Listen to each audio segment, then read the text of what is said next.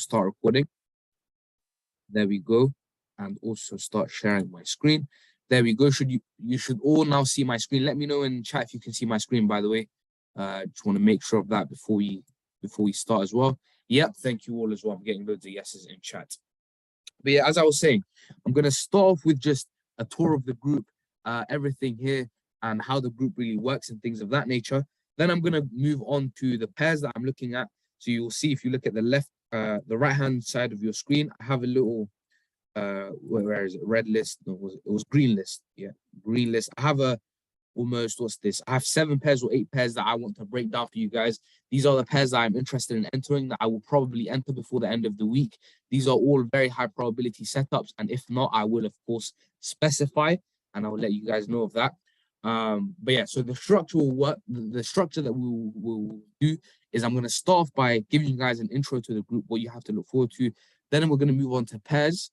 So these pairs here, I'm going to break all of them down, give you guys a live breakdown. Then we're going to move on to questions. So I'm going to allow you guys to ask questions about these pairs. And then we're going to move on to actual pairs that you guys would want broken down. So you're going to get a full sort of breakdown. You're going to have the opportunity to also ask a question. The plan is for the call to last about 90 minutes, maybe an hour and a half to 2 hours long. You know, I don't want to make it overly, I don't want to do too much in terms of keep you guys here for 2-3 hours straight, because remember we do also have that Sunday call, and because I haven't been trading last week, there isn't much to talk about in terms of trades from the past. We're only going to talk about analysis for pairs or trades that we're going to potentially enter in the coming days. So there's not much to talk about. I just want to give you guys a good introduction to the group, because I do know that we've had 30, 40, 50 people join in the last, almost 100 people join in the last couple of days. So I want to give you guys that introduction. But yeah, now that I've got all of that out of the way, what I'm going to do is I'm going to just go through basically the Discord group, go through all of the different channels and how they work, and just sort of give you guys an intro to the group. I'm quickly looking at chat. Ziani says, can you record this? Every Zoom call that I do is recorded. So no need to worry if you are in a rush or anything like that. You don't need to be here unless you have a burning question. This is going to be fully recorded, and you can always watch these calls back. And there's a library of calls and things like that right here if you want to watch past calls. But I'm going to talk about that right now. So first of all, let me just quickly go into server settings, roles, and make myself see what you guys see, because there are a few more things that I can see as admin. But here we go. So this is everything that you will have access to once you join the group. Or, I mean, I'm assuming you're already in the group. This is everything that you have access to. You have the new members info, read-only section, a trading-related section, and then motivation and pairs analysis. And then our learn section all the way down there. And then a few voice channels. So I'm going to go through what all of those mean. New members info is just where you should look when you first join the group.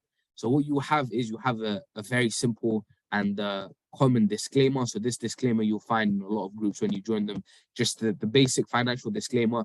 Of course, any risk you take is your own and things of that nature. So this is just a basic financial disclaimer that will allow you to actually get access to the group. So if you don't click this tick here that I've unchecked, you won't get access to the group. So if you don't have access to the group, this is the reason. So make sure to click that, and then you'll get access to everything else. Then we have the beginner section, and this here is just sort of a list of instructions on how best to use the content in the group. Because of course, at first, it's going to look as though there's a lot of content for you to be looking at. It's a bit confusing on where to start and things of that nature. So this instruction, or I mean, this set of lists, this list of instructions, a little bit of a tongue twister, should help you navigate the content in the group. Should give you a nice understanding of where to go in the group when you first join. So that's the beginner section. I would recommend looking at this after the Zoom call. Then we have a few read-only sections. So we'll have the announcement section. I mean, the clue's in the name. This is just where you have all the announcements, anything major that we're having in the group. So Zoom call links will be posted here. Any major announcements that I have, mainly Zoom call links, maybe a few announcements and things of that nature, they will all be found in the announcement section of the group. Then we have the watch list for the week. This is where I send through the actual signals. So a lot of you may have joined solely for signals. Although that isn't something that I recommend, this is where you'll find those signals. So if I just show you a past signal, for example, you'll see, for example, this is a signal. So you get that entry price, you get the TP, and then you also get a stop loss level.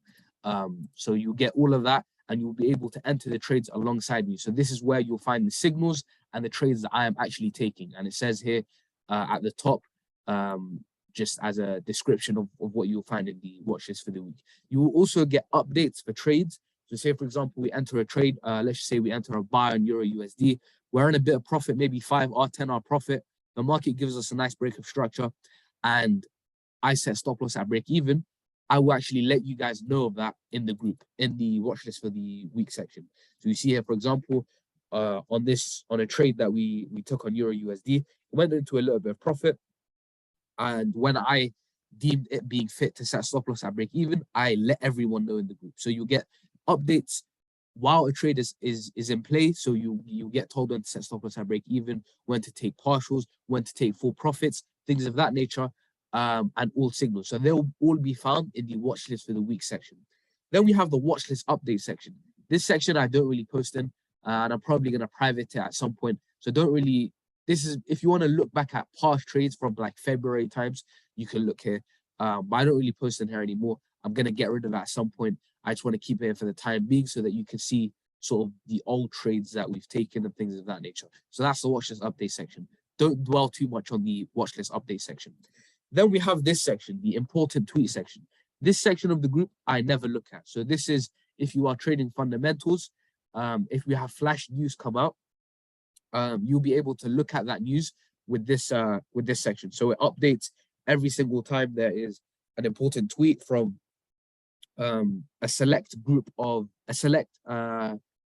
number of accounts. So the major accounts, Bloomberg Economics, while the others, Forex Live, FX Street. So all of the major sort of Twitter accounts that are live broadcasting major news that comes out, economic news that would affect the markets, you'll find here. So this, to me, I don't really look here at all. I haven't looked at here for a very long time, and for the bulk of you guys, you won't look here. But just so if you do decide you want to look here, you'll get updates. So you'll see that, or you'll notice this last tweet was the last tweet that was just sent to you. So it literally just came out a minute ago. So you can then, if you want to, you can click that tweet and then maybe do a little bit of research. But for me, I don't look at tweets. I don't really trade too many fundamentals, so I don't look here too much. But if you'd like to, you can do that. So we give you the option to. Then we have the rules section. This is just a basic set of rules, no self-promo, don't, make sure to be friendly to everyone in the group, things of that nature. So make sure to look here as well. There's just a basic rule section. It's logic, right? So it's not nothing crazy. It's just something that allows us to keep the group as an environment that we would all like to learn and prosper in. So that's something as well. We have that rule section. So make sure to take a look at these rules as well, because if they are broken, it will result in a permanent removal from the group. And I want to stress that, because we want to keep the group as a place where we are all learning and we are all improving. And so I want to keep it as a place that doesn't have any toxicity and things of that nature. So make sure to look at the rule section. Then we have the elite traders section. Here you will find the top tier traders in the group sending through analysis, sending through potentially even signals and things of that nature. So so here you'll find maybe 10 traders. I think it's about 10 traders, 8 to 10 traders that are the top tier traders, and they'll be posting what they see in the market in here. So that's the elite trader section. I don't post in here, but if you'd like analysis from someone that I can tell you is someone that I trust in terms of being a good trader, then you can look here for the elite trader section. Then we have the FAQ section. These are the most common questions that you'll find. What's the difference between change of character and a break of structure? How do you calculate risk? We have a video in the course about this anyway. Trading plan, what the different mnemonics mean, because a lot of the time that can confuse a beginner as well. 1 second. No. This is Wyckoff. But if you like the different mnemonics, you'll find that in the it may be in the trade idea section, but we'll get to that. But here, just to summarize, here you'll find basically all of the most common questions you will get answered in this section. And that's about it. This is again a read-only section, so you won't be able to type in any of these sections. We have a question from Herv Diddy. He says how to be part of the Elite Trader section. That's just something that comes with time. As you spend more time in the group and as you are active in the group, I will notice those of you that are posting the best setups, those of you that are coming out with the best results, and I pick out a few people, maybe a couple a month, so 2 to 3 people a month, and I will put them in the Elite Trader section. So the more active you are in the group, the better the results, the signals or trades that you are taking, then the higher the likelihood that you will get into the Elite Trader section. And the Elite Trader section is always shuffling, so people are being removed, people are being added. So that's something that you have to look forward to. If you are a trader that is putting in effort and putting in work, you will at some point find yourself in the Elite Trader section. But yeah, that's the read-only section. All of these channels here, you won't actually be able to type in. It will just be something that you can look at, unless you are, of course, an elite trader. And if you are an elite trader, you'll be able to type in here. Then we have the actual channels that you can type in. So you have the trading related channels. Here we have trade ideas. Here, basically, it's just anything trading related. It's not necessarily trading ideas alone. You will find just normal conversation, trading related conversation. But this is where you'll find basically trading related conversation. That's what I'd call it in terms of trade ideas. Then we have general chat. Here you'll just find general chat. I mean, the clues in the name. A lot of the stuff here is fairly obvious, but I'm just going to go through it for the beginners anyway. But here you'll find like the general chat doesn't necessarily have to be trading related, doesn't necessarily not have to be trading related. It's just anything basically. Then we have prop firm related. Here's if you are trading for a prop firm, maybe FTMO, things of that nature, you'll be able to discuss with fellow prop firm traders and hopefully be able to come out with a few tips, come out with a little bit of information that can help you pass your FTMO challenge, your funding challenge, or maintain having an account, because that is as important as passing the challenge. Because if you pass the challenge and then you lose more than 10% or you lose more than 5% in a day, well, then you'll still lose your account. So those two things are equally as important. And this group here will help you. This section here, this channel in the group will help you sort of get on top of your prop firm account. Then we have scalpers. If you are a scalper, you can trade here. So for me personally, I don't scalp. I don't like scalping just because it means I have to be on the chart 24/7, and that's not something that I like to do. I like to get in on maybe a trade a day, 5 to 10 trades. No, and actually not 10 trades, 5 trades a week, maybe something like that. So I don't like to take too many trades. I like to get in on high quality setups that run for 10R, 20R, 30R, even 50R that we had a few weeks ago. So this is not somewhere that you will find me being active in a lot of the time, but there are traders in the group that scalp, and so you'll be able to conversate with those people in the scalp trade section of the group. Then you have the profitable traders. Here, you'll find people that consider themselves profitable. This isn't something that I verify, but if you consider yourself profitable, you've been profitable for a while, then you can come in here and potentially help others that aren't yet profitable become profitable. So this is just a section where you can get tips from others, and things of that nature.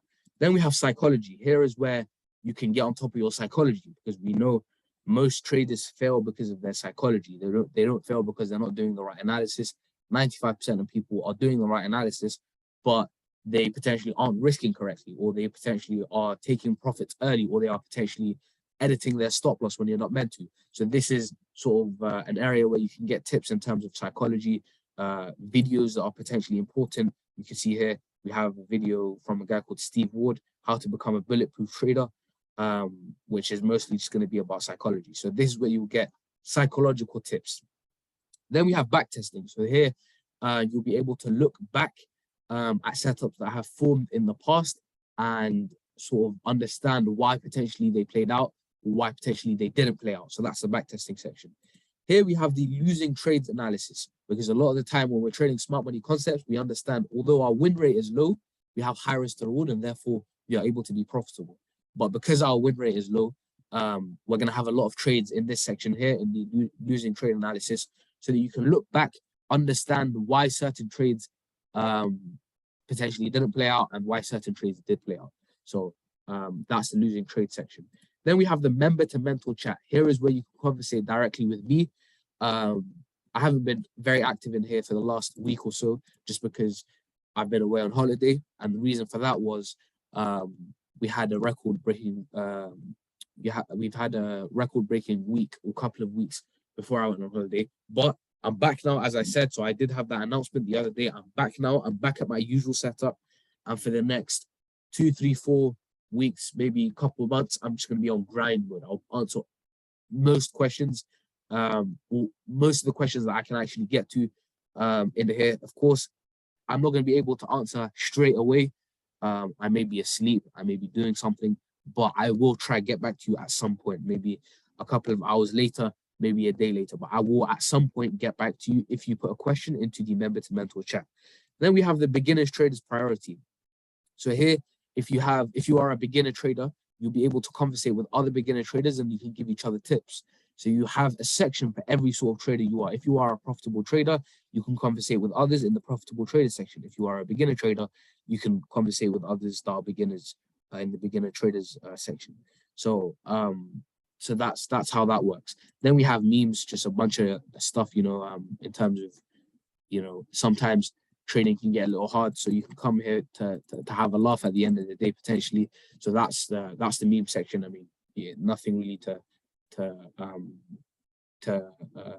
help you understand. It's just memes. So yeah, there we go.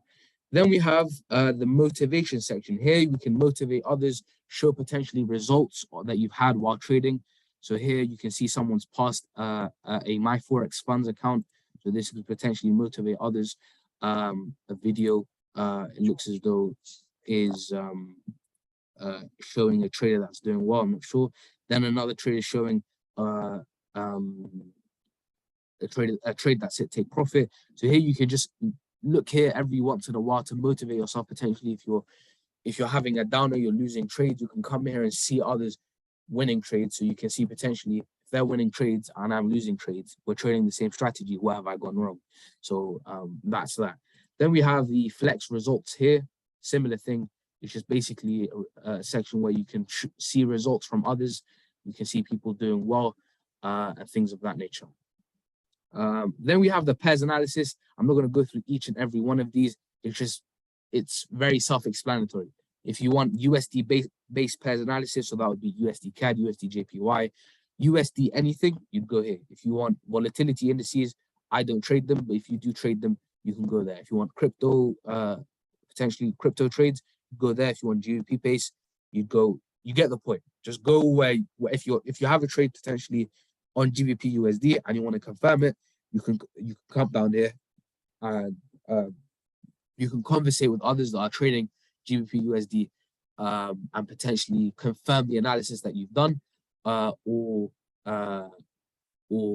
potentially be critiqued on the analysis that you've done. Then we have the learn section. Here you'll find the content. So you'll find the call recordings. So we have basically call recordings from the beginning of the group.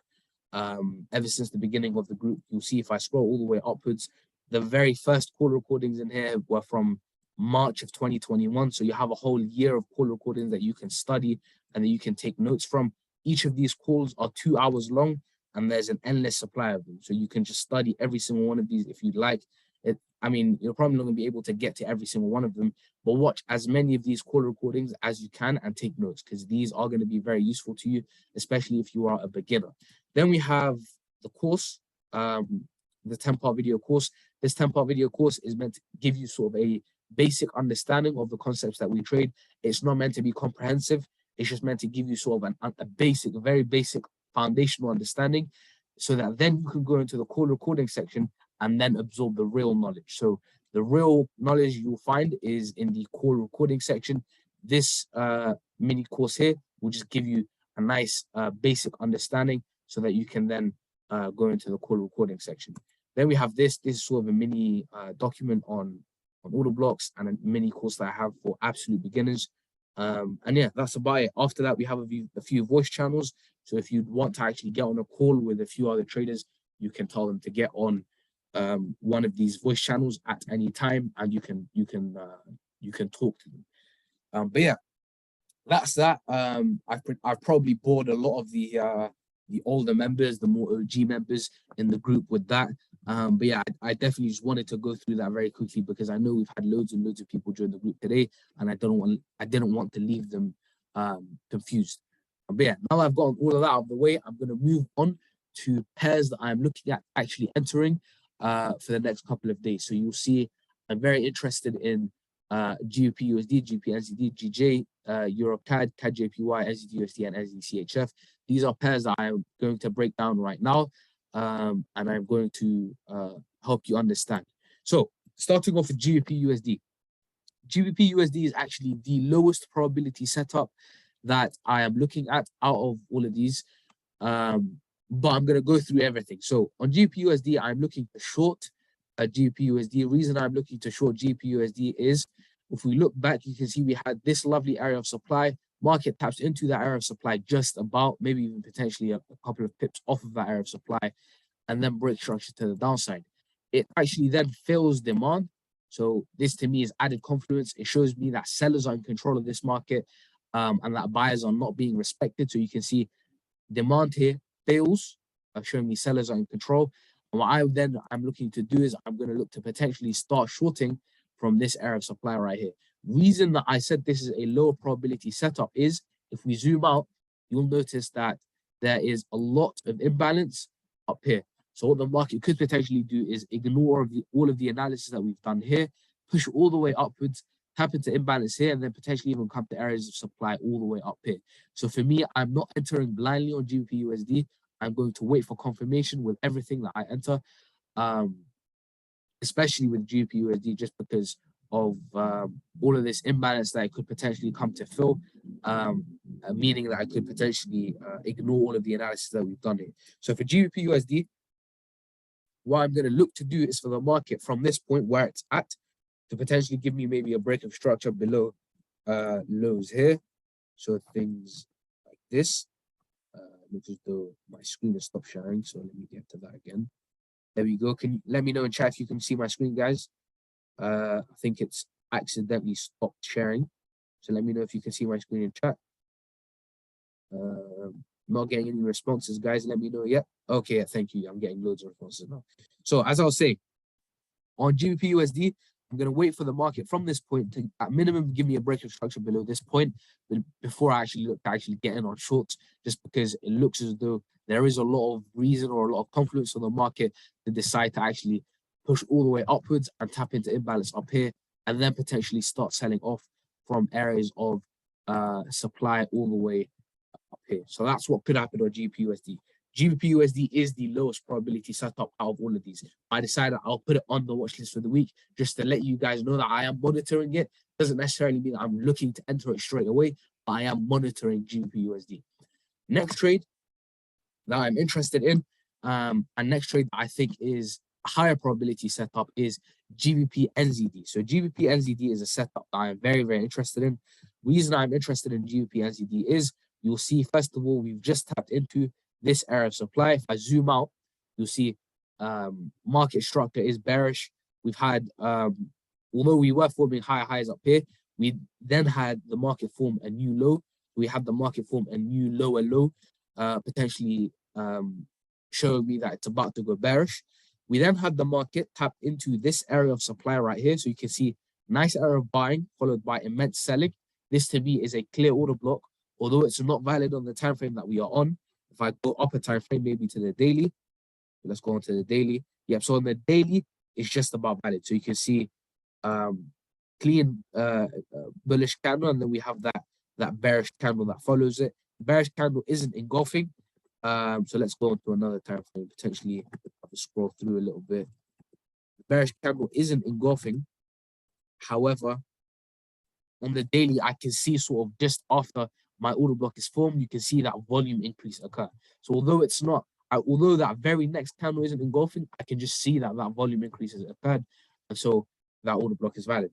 The market then came back into our order blocks. If I go down a time frame, the market then came into our order block. So this is our higher time frame area of supply, and switched directions completely. So you can see here, for those of you that have been in the group, you'll know this is a textbook Wyckoff distribution. So you see momentum shift. So this whole zone here to me is a very, very textbook Wyckoff distribution. I'll explain why. I think this is a textbook Wyckoff distribution.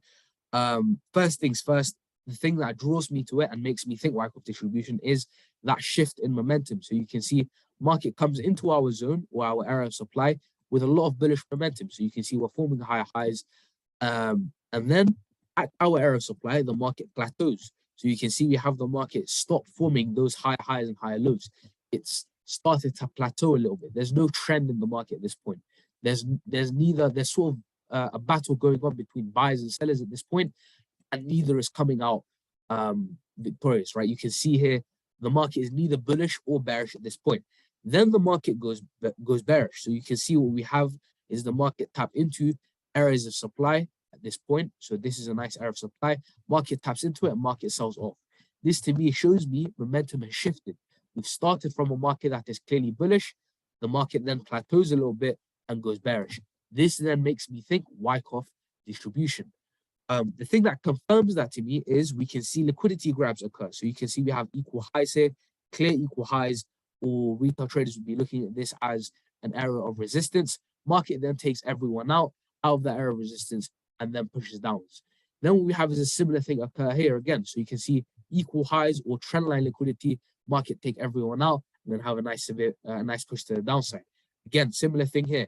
We have equal highs here, market pushes upwards, takes everyone's liquidity, pushes downwards. So this to me, we can see those liquidity grabs or manipulations occur, and we can also see that shift in momentum.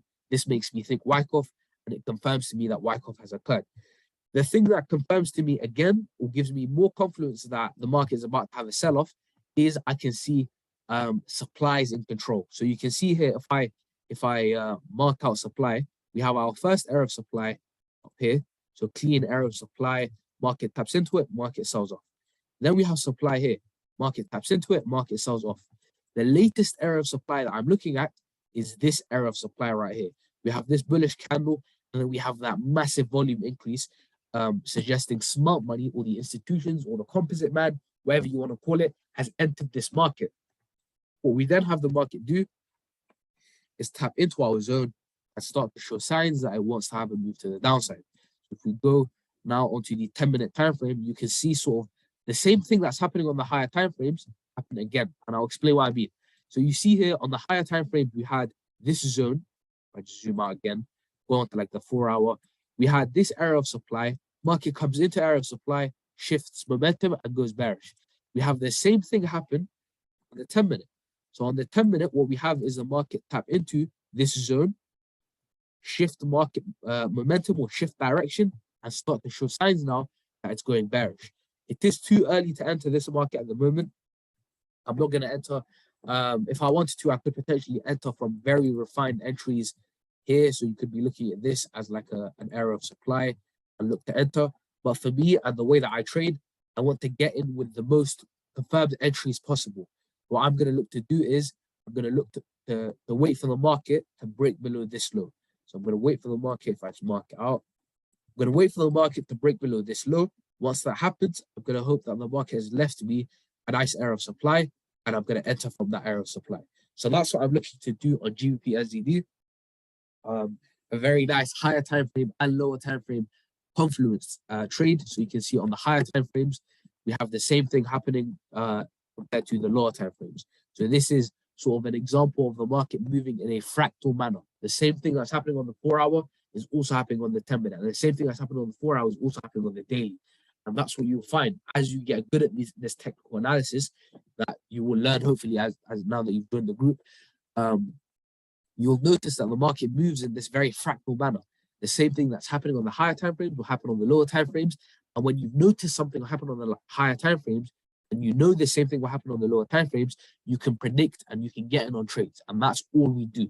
And that's how we make money. We get in using the higher time frame analysis to confirm lower time frame analysis that we've done, and then we enter. So what I'm going to do for this trade, just to confirm and to reiterate one more time, is I'm going to wait for the market to actually complete the shift in momentum, because at the moment, we are actually still forming high highs and high lows. We haven't had clear lower low be formed. You could argue that this is a lower low when compared to this. So you call this your last low, and then this be our lower low. But that's too early for me to be looking at. I'm not going to be looking at that and be thinking that's something that I want to enter. I'm going to be patient, and patience is a virtue when you're trading. But I'm going to be patient, and I'm going to wait for the market to break below this low. I know traders that would even wait for the market to break below this low. So this is not extreme of a, not too much of a wait to have. So I'm going to wait for the market to break below this low, and then I'm going to hopefully enter from a nice area of supply that the market has left behind and get in on a high risk to reward trade. In terms of take profits for this trade, where would I look to target? I'd probably just look to target this low all the way down here. This low here, I'll show you guys, is a weak low. If you're wondering now what a weak low is, a weak low is just a low that has failed to form a new high. So you can see here that this low, or the market when it started to push upwards from this low, failed to break above this high. If the market from this point broke above this high, I would consider this low a protected or a strong low. So this to me, I would not be looking to short and take profit at the moment, because this is a weak low. If we do get in on shorts, I'd look to take profit at this low at the minimum. But the market could very easily just decide to continue to form lower lows and lower highs, and we could even potentially have the market come all the way down here. But to me, this is a protected low at the moment. I'm not going to be greedy enough to take profit all the way down here. If we get in from a nice zone here, we can very easily take profit here and get out with a very high risk to reward setup. So that's the first setup. Well, that's the first high probability setup, if you like. GU, I explained, wasn't too much of a high probability setup. GBP NZD, however, on the other hand, is a very high probability setup, and I am of course going to keep all of you updated in the watch list for the week section. So now that I've done this breakdown live for you guys, you know what I'm looking for.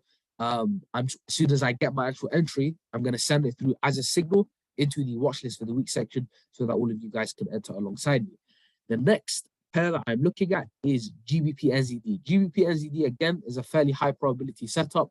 Reason I say that is because first of all, you can see supply is very much in control of this market. So you can see we have this area of supply, market taps into it, market sells off. Then we have a more refined area of supply. If I zoom out, there's this area of supply here, market taps into it. If I show us, market sells off. Then we have this larger area of supply, market taps into it. You could even argue market potentially even Wyckoff distributes, Wyckoff distributes, and then sells off. Reason I say Wyckoff distributes is because I've noticed that shift in momentum, right? So you can see market pushes into our zone. When I say our zone, I'm talking about this area of supply here, guys. So this is the zone that I'm talking about. And as the market does that, it shifts momentum. So you can see the market push, come in with a lot of bullish momentum, market plateau a little bit here, and then start to go bearish. And again, I can see those liquidity grabs occur. So you can see trendline liquidity, market takes everyone out, and so on and so forth. So this is almost, you could argue, a Wyckoff distribution schematic. The next thing that I'm looking at on GJ is for the market to sell off. So you can see the zone I have marked out is this area of supply right here. This area of supply, I think, is most valid on the 2-hour time frame. There we go. So on the 2-hour time frame, you can see clear area of buying followed by clean area of selling. That selling breaks structure below significant lows here, so I can call this zone perfectly valid.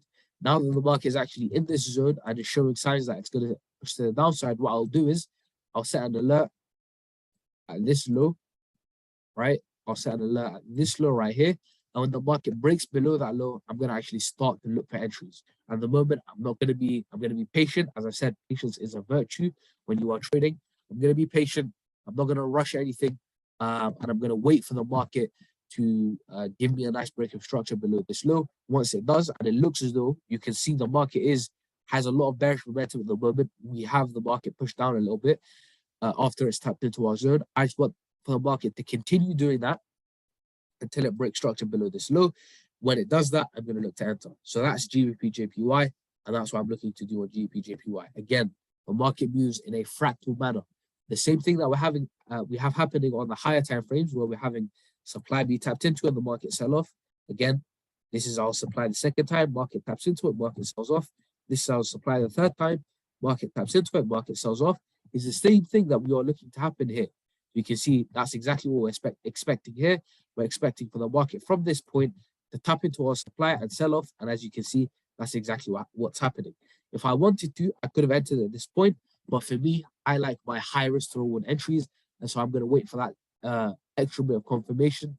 And then I'm going to enter from like the 1 minute time frame with a very small stop loss and therefore with a very high risk to reward.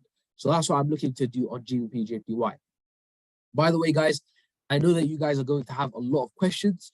I'm going to go through questions afterwards. So in terms of, as I said before, I'm going to go through the structure one more time because I know that we've had a lot more people join the group since then.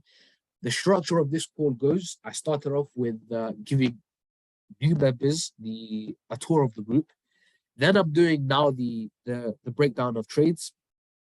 And then finally, I'm going to take questions. So you can ask questions about pairs that I'm looking at or I've broken down. And then also I'm going to go through pairs that you guys would actually like broken down. So that's the structure of this week's call or this week's midweek call. But yeah, I'm going to move on now to EuroCAD, and that's the third high probability setup. So as I was saying, EuroCAD, the third high probability setup that I'm looking at. EuroCAD is a very similar thing to all of the trades that I've looked at thus far. I am again looking to short EuroCAD. Reason I'm looking to short EuroCAD is because of this. So if I, first of all, mark this out, you'll see what's happened is we have formed a clear area of equal highs. So you will know if you are someone that's been in the group for a while or you've watched the YouTube videos, equal highs are a form of liquidity. So you can see we've had this area of equal highs, market taps once, market taps twice. Retail traders are going to be looking to enter at this point.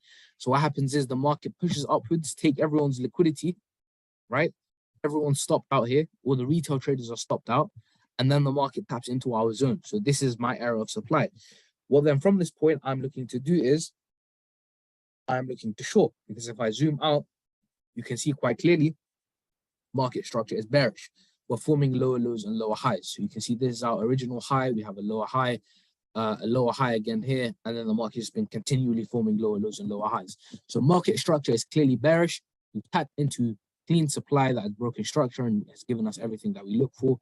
And therefore, from this point, I can potentially look to buy, to sell.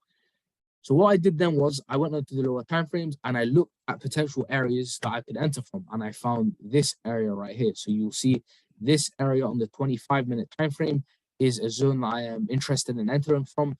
Reason I'm interested in entering from that point is it's a premium zone. So in terms of discount, you can see that lines up with the 0.79 of our Fibonacci, first of all. Second of all, we have that volume increase happen after that zone is formed. So you have that clean area of supply, and then after that supply is formed, the market actually increases in volume. You have a clean engulfing candle. This shows me this is where smart money has gotten involved. The banks, the institutions, the hedge funds, the pension funds, they've all started shorting at this point. Of course, there's no guarantee of that, but the engulfing candle is an indication of that, if you like. And so this is a zone that I'm interested in. So what I'll do is I'll set my alert. I'm not necessarily going to set limits straight away. I'm going to set my alert. And then when the market actually taps into my zone, so say from this point, the market pushes upwards, taps into my zone, my alert is triggered, and I'm at the market. At this point, if the market gives me a nice break of structure, leaves behind a nice area of supply, I will then set limits. So EuroCAD is a trade that I am probably not going to enter for the next couple of days. But again, I am monitoring it, and it is a high probability setup. We have a lot of things getting, a lot of concepts that are happening with this trade. You can see, first of all, liquidity inducement. So we have this area of equal highs. The market induces that liquidity, taps into our area of supply, which again is discounted. If I draw that out, you can see lines up with the 0.79 of our fib, or it's between the 0.62 and the 0.79 of our fib. So it's a discounted area of higher time frame supply. Market from that point, after it taps into our higher time frame supply, gives us a nice breakdown of structure. So you can see from this point, the market breaks structure again below lows here, and leaves behind this lovely area of 25-minute supply. So what I'm going to look to do is I'm going to look for the market to retrace a little bit, tap into my supply, give me a nice little time frame confirmed entry, and then we can look to get in. So that's EuroCAD, guys. I know I'm going fairly fast. But that's just because I want to leave time for questions, because we've been in here almost now for 40 minutes. And I don't want to keep you guys in here for too long. I want to keep you guys in here maybe for another 14 minutes. So I'm gonna go for roughly 90 minutes, an hour and a half. Maybe we'll go over if we have to. I want this call to last about 90 minutes. And this call is fully recorded again for the people that have joined recently. This call is fully recorded. If you have something urgent that you need to take care of, don't worry, call will be fully recorded. But yeah, that is EuroCAD. I'm going to move on now to CAD JPY. CAD JPY, again, I'm looking to short. By the way, just a quick tip for you guys, the Japanese yen, I am very bullish on. So anything comparing itself to the Japanese yen is going to push down. So if the JPY is strong, CAD JPY is going to be weak. If the JPY is strong, GBP JPY is going to be weak. If the JPY is strong, NZD JPY is going to be weak. And I think you get the point. So if I move on now to CAD JPY is a similar situation. You'll remember last week, no, not last week, the week before last week, we actually traded CAD JPY. We got in on a beautiful trade, very high risk to reward trade. We entered shorts, and we entered shorts at this point. It was a 35R trade, if I remember correctly. Correct me if I'm wrong, guys. I think it may have been a little lower, maybe 25R. But yeah, CAD JPY was one of those trades that did well in that record-breaking week that we had. So we had a 100R week, and this was one of the trades that helped us achieve that. Although we did take profits, we'll take most of our profits off of the table at this area of equal lows. The market it looks as though it's showing signs that it wants to continue pushing to the downside. And reason for that, in my opinion, is, if I zoom out, is because we have loads and loads of liquidity all the way down here that the market is yet to take. So you can see here, retail traders are going to be looking at this zone as an area of resistance. Therefore, this area is going to be an area with loads of liquidity residing around it. So therefore, I'm going to look for the market to come and take out that liquidity, because remember, liquidity attracts the market. Liquidity is smart money's best friend, and smart money controls this market. They're going to look to take the market towards liquidity, and we know there's liquidity residing all the way down here, and therefore smart money will look to take the market down here, and therefore shorts are going to be the play. So in terms of what I'm looking at the moment, first of all is supply again in control. We can see we have this area of supply, market taps into it. We have this area of supply, market taps into it. We have loads of internal structure areas of supply that are being respected. Then we have, again, this area of supply. If I show us more supply just being respected, this is just sort of confirming to me that the idea of sellers being in control. You can see supply here being respected again and again and again. And then if I zoom down onto the lower time frames, we have just a similar thing happening again and again. If I show us again here, we have supply here being respected, right? You can see we have that area of supply. Let's show us, there we go. Market taps into it, market sells off. And then behind that, we have even more supply. So I think you get the point now, guys. I'm not going to continue saying the same thing. You can see supply again and again is being tapped into, and then from that point, the market is selling off. This, to me, is a sign that that sellers are in control, and therefore sells are going to be the play that you want to take. In terms of what I'm looking at right now, I've had a zone on the, I think it may be the 4-hour. Yep, the 4-hour time frame. I've had this zone that I'm interested in. The market just tapped into that zone, and you'll see again market start to shift direction a little bit. So you see market taps into our zone, then sort of forms that area of liquidity. Market just now has taken that area of liquidity and looks as though it's showing signs it wants to start to shift to the downside. What I'm going to look to do is I'm going to wait for the market to fail this area of demand. So you can see we have demand here. I'm going to look for that area of demand to be disrespected. So what I mean by that is I'm going to wait for the market to, from this point, fail this area of demand or push below that area of demand. So basically make anyone that's buying at this point hit stop loss, because that shows to me buyers are not in control, sellers are in control. Although I have all of that on the higher time frames telling me sellers are in control, I want to confirm that the lower time frames are showing a similar thing. So I'm going to wait for this demand to be disrespected. When that happens, I'm going to hope that the market has potentially left me a nice area of supply like this, and then we're going to set limits here and look to get in on our shorts, and we're going to look to target areas all the way down here. So this is going to be a massive trade if this goes how I think it's going to go. So that's CAD JPY. Final two setups are NZD USD and then NZD CHF. And then after I go through those, I'm going to give you guys time to ask questions. So starting off with NZD CHF, just to switch up, we're going in order, so why not start off with NZD CHF here? NZD CHF, again, very similar thing. You will notice a theme here, guys. Supply very much in control. The market's pushing downwards. You can see here we have supply again and again being respected. Here we have supply being respected here, and then we're looking for supply again to be respected. But since we've had that happen so many times, I don't think that's too crazy of a thing to think it's going to happen. So in terms of the zone that I'm actually looking at entering from, in fact, before I get into that, you'll see again on the higher time frames that not only is supply being respected, we also have demand being disrespected. So you can see clear of demand here. Market sort of respects it for a little while, right? Taps into supply and then comes all the way back down.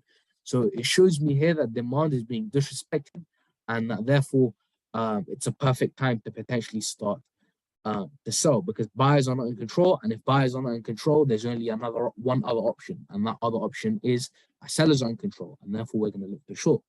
In terms of the zone that I'm looking at this zone on the 1 hour time frame, and you can see I have alerts set at that zone. What I'm going to look for the market to do is I'm going to look for the market to tap into my zone, and then once it does that, I'm going to look to get in on a nice lower time frame time entry to go short. In terms of take profits for this, I'd probably be, to be perfectly honest, I'd probably take partials here, or take a majority of my position off here. The reason I say that is the next low that you would be looking at that isn't this low is all the way down here. And this to me is a protected low. And the reason I say that is if we zoom out, right, you'll notice that from this point, the market formed new highs. So for the market to come all the way below this point, it would require a massive move in the market. So that's something to look at in terms of NZD CHF. But in fact, I'm looking at this now and I'm thinking, if we zoom out, you'll see here that this isn't actually too much of a protected low, because if we zoom out, you see the market failed to break above this high. Since the market failed to break above this high, we could be looking at this as potentially a weak low to target. But for me, I'm probably just going to take profits early. We'll see if we get on a very high risk to reward entry. We can still get out with 15 to 20 R, even if we take profits here. So I'm not going to be greedy. I'm not going to ask too much of the market. I'm going to take my partials early and take profits early as well. And I'm going to be satisfied with what I get. But yeah, that's NZD CHF. Again, it's a game of patience. And you'll notice, again, that's another theme with all of the analysis that I do. A lot of the time, although I do analysis, I'm not entering straight away. What I'm doing is I'm waiting for the market to tap into my zone, give me even more confirmation after it taps into that zone, and then I'll enter. So you'll notice that as I do more analysis and as you join more of these weekly calls. Final setup that I'm looking at, again, NZD USD, very similar theme. We're looking to short NZD USD. If we zoom out, first of all, you'll notice NZD USD is massively bearish. In fact, suspiciously bearish. And what I mean by that is it's almost oversold. So you will see here, if I replay the market to this point and I get the RSI indicator up, right? I don't necessarily need the RSI to tell me this is oversold, but you can see here at this point, market was massively oversold. So NZD USD is massively oversold. Is clearly bearish, not necessarily oversold right now, because if I just first get this indicator off, not necessarily oversold at the moment, because you can see we've had the market retrace a little bit, but it is clearly bearish. In terms of what I'm looking at doing, I'm looking at shorting NZD USD. Reason for that is we've just had supply here be respected. So you can see clear area of supply here. Market taps into that area of supply and then pushes downwards. This, again, to be honest, is a lower probability setup. Reason for that is after the market actually tapped into our supply and then formed this secondary area of supply, we didn't have a break of structure. So you see, in an ideal situation, I would want for the market to break below this low and to fill this demand. But since we haven't had that happen, what could happen is the market could completely disregard this area of supply, because it looks to me that buyers are in control. So we have demand here, market has tapped into our area of demand and then pushed upwards. So this area of supply could very, very easily be disrespected. So so that's something that I would, in terms of that's something that I would keep in the back of my mind for NZD USD. I would say understand that although we are higher time frame bearish, there is a lot of lower time frame structure telling me potentially we could have a move to the upside. And if I zoom out now, you'll see demand here has been respected. So you can see we have this area of demand, market taps into it, market pushes upwards, market breaks structure. Then we have this area of demand, the market taps into it, market pushes upwards. So this isn't necessarily a good sign for our trade, but it doesn't mean that we're going to disregard all of the analysis that we've done. We are still going to monitor it, but we aren't sure if we're necessarily going to enter. So that's NZD USD. Those are, I should say, all of the pairs that I'm looking at, guys. How many pairs is that we're looking at? 3, 4, 5, 6, 7 pairs for the rest of the week. Hopefully these pairs do well. Of course, we are going to get rid of pairs, add pairs as the week goes on, but those are the major important pairs that I'm looking at entering, and the pairs that hopefully will play out in the next couple of days. I'm now going to give you guys a second to actually ask questions yourself. So if you do have a question, put your hand up. I'm not going to be able to just unmute people randomly, just because there are a lot of people in this call, and I don't want to, in terms of, I don't want to distract anyone, and I don't want to, I want to keep the call very organized. At the moment, it's very organized, right? You can see I'm talking, you guys are putting things in the chat. So I want to keep it organized. And so I'm going to ask you guys to put your hand up if you have a question. At the moment, we don't actually have too many hands up. We only have 3 hands up. So I'm going to take those questions, and then potentially if we have any new hands be put up, I'm going to take those questions as well. So the order that I am going in is I'm going to start off with Crypto Nick, then Zoom User, then Raid Al Mustafa, then Ahab Allah, then Bashar as iPhone, then Enrique Carilo, and then so on and so forth. And then loads of hands are coming up, so I'm not going to bother with reading every single person's name. So starting off with Crypto Nick, how can I help? Hi there, mate. Thank you. Hello, brother. How are you? Yes, I'm good. Do you have a good trip? I had an amazing holiday. Good, man. Good. Great. Glad you're back. Yeah, I'm glad to be back, guys. I've missed this. I've really missed this. I haven't done a call in a good 2 weeks now, and it's I've really missed this. So I mean, it's great to be back. But how can I help? So just 2 quick ones. I'm looking at NZD-JPY on the either 4-hour. Well, I mean, I suppose the 4-hour gives you a good picture of it. You'll see there's a bit of liquidity there with an order block and what looks like an indecision candle, which it's kind of coming up to. Yeah, exactly. So that also shows quite significantly on the 1-hour as well. If you see there's some liquidity there as well building up. Okay. So I'm wondering, obviously short term it's quite bullish, as you can see the demand's being respected, but as you say, long term we're bearish. So I'm wondering if you think this zone's maybe valid. Once we hit this zone, it could be the end of the pullback and then a good area to short from. I do like this. I like your spot a lot. And if I zoom out now, and this is something that I'd recommend you guys do, by the way. So this is a tip. Take note of this. If you are looking at potentially shorting and you notice a nice area of supply, just look back. Don't look back too far. Don't look back weeks and all the way back. But if you look back here, just a few candles back, you'll notice that supply here as well has been respected. And if supply has been respected in the past, it's more likely that supply will be respected in the future. So the supply that you've marked out is valid, but I would say one thing about it. I would say it looks as though it may have been mitigated. It may have been mitigated. Yeah, I wasn't sure if that touched or if it just missed, hence why it could be valid, which is kind of why I wasn't certain on it. Yeah, I would say your zone is nice. I like your zone. And this is annoying. Like, I don't like this type of, I like for the market to give me a clear sort of the market tapping in and then selling off type of thing. This is very annoying. So what I'd say is disregard this. Okay. But just to be safe, to be on the safe side, of course, set your alerts. Don't enter blindly. Of course, I mean, I don't imagine you'd enter blindly from the 4-hour time frame anyway. Set your alerts. I do like the liquidity that you've marked out, so you can see if there is an equal high liquidity, there's just that bit of trend line liquidity. I can't draw out a trend line properly, but you can see there's just a little bit of liquidity there just before the market taps into our zone. So that's potentially something to look at. Let's just look up a bit, potentially if there is an area of supply above our zone. So what my eye is drawn to is this. Let's just mark that out. Doesn't necessarily mean it's valid. Let's go up a few time frames because it could be valid on another time frame. So I'm going up a few time frames here. 13-hour now. So I'll scroll through. It's even the 1 day. Yep. So on the daily, this is something to keep in mind. There is that indecision candle. Do you see that, Nick? You have that indecision candle there. So what could happen again is, so what we're doing is, so right now I'm doing just for the beginners is, we've worked this out as being valid. This here I'm going to disregard, right? Because it's just annoying. It's just sort of an ugly wick back that has sort of come back, taken everyone and then sold back. So I'm going to disregard this. I'm going to say this zone is valid.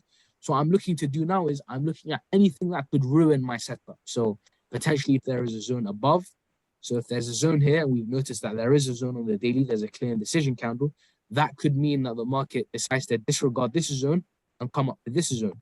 Now what we will do next is we will draw in in terms of our Fibonacci levels, and you'll notice again, this zone here, the daily indecision candle, is a little bit more valid as it lines up with that 0.79 of the Fib. So I would just keep that in the back of your mind. It doesn't necessarily mean you should change anything, right? You still have your alert set. If the market decides that it's going to sell off from that point, you can always enter, right? So you're not missing out on anything.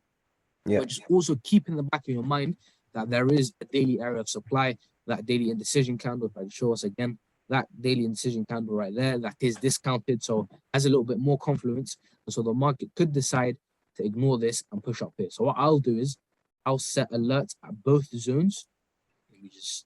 I'll set alerts at both zones just in case the market does disregard this first order block and decide to push upwards. Does that make sense? Yeah, no, it's perfect. I've just got one more, if you don't mind, just a quick one.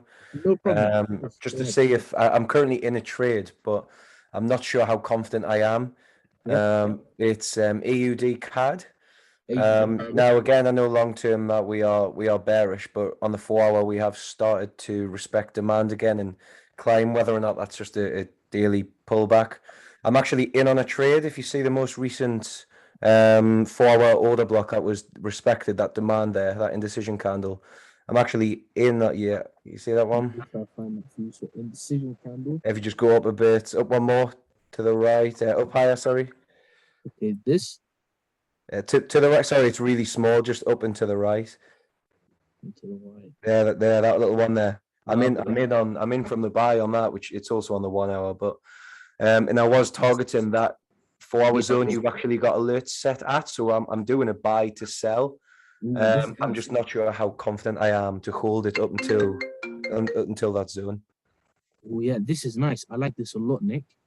So what you've done here is you're looking to get in on a counter trend.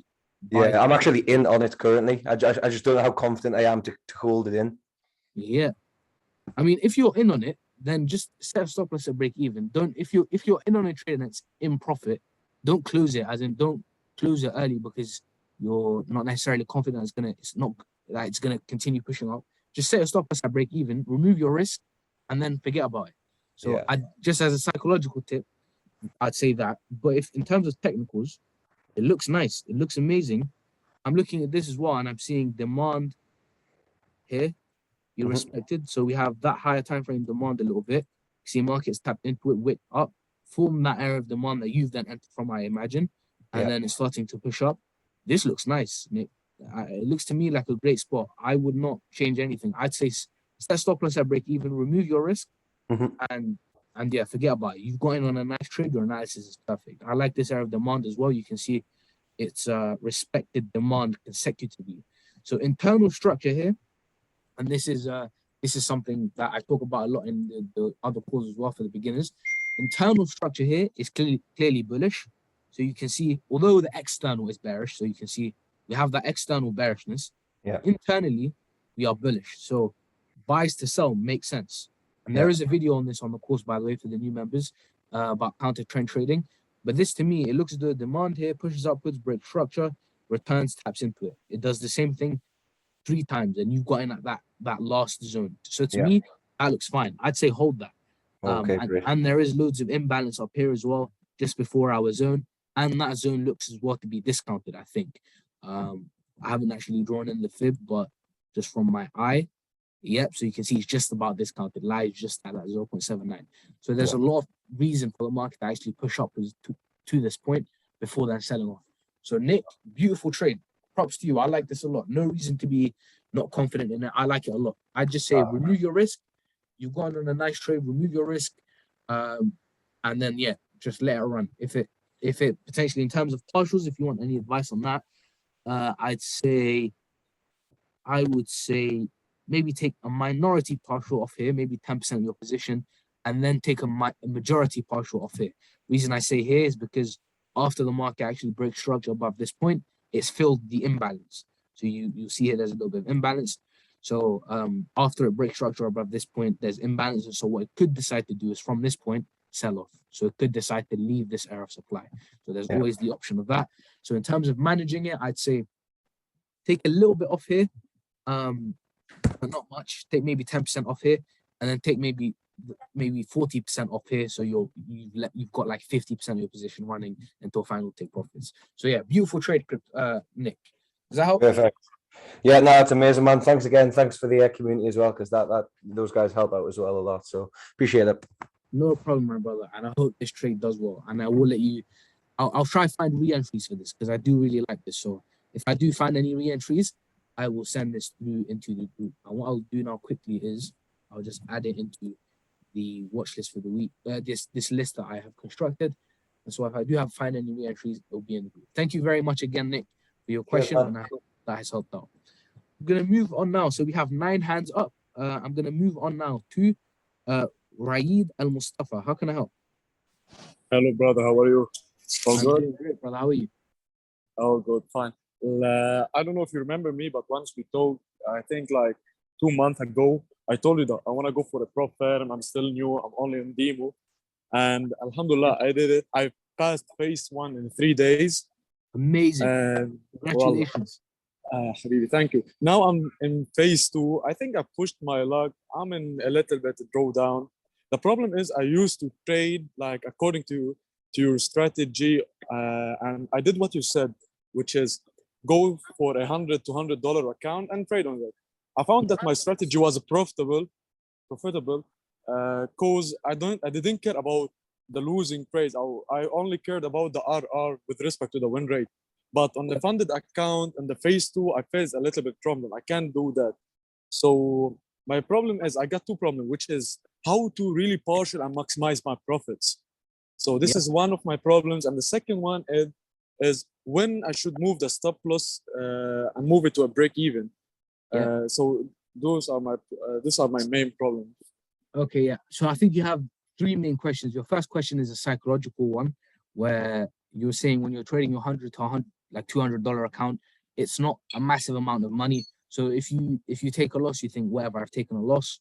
And if you're in on a trade that's winning, you're not taking too much off too early. You're not, things of that nature. So it looks as though the first part of your question is a psychological one. Yep. And then the second part is sort of a technical one in terms of where do I set stop loss at break even. I'm going to start with the psychological one. I think first of all, because you passed your phase 1 of the funding challenge, I'd say keep in mind you have what it takes to emotionally control yourself, because you felt what it's like to trade a big balance, right? Yep. I know it's a bit of a big step to go from trading $100 to $200 account to trading $100,000 to $200,000 account, right? There's a big jump there. There's a 1000x jump, and so your emotions will be affected. But think of it as it being temporary. You've already done your emotional control. You've already taught yourself how to get on top of your emotions with that $100 to $200 account. Just think of it as the same exact thing. It's going to be weird at first, of course, because you're human. I'm human. Everyone's human, right? Exactly. So you are going to be affected emotionally. You're going to be thinking, this is a life-changing amount of money if this is take profit and things of that nature. But don't think like that. Think of it as, because of course, like if you hit 100R trade and it's 0.5% risk on a $200,000 account. That's 100 grand. That's a lot of money. That's life-changing for a lot of people. So, of course, think of that in the back of your mind, but keep it in the back of your mind. Don't let it affect your trading, which is a hard bit of advice for me to give, because it's just something that comes with experience, and it's probably not something you want to hear. But you've had the experience now where you've traded $100 to $200 account. You've seen your strategy play out. You've seen it actually, make sense. You can see it makes money, right? When you were trading $100, $200 account, you were probably profitable. Correct me if I'm wrong. You're probably profitable. You've passed the phase one, so I'd imagine you being profitable with that. So it's not your strategy, it's just your emotional control that you need to get on top of. You're doing well, and sometimes you need to hear that you're doing well. You've passed the phase one, right? Everything's planned. So I'd say, bro, just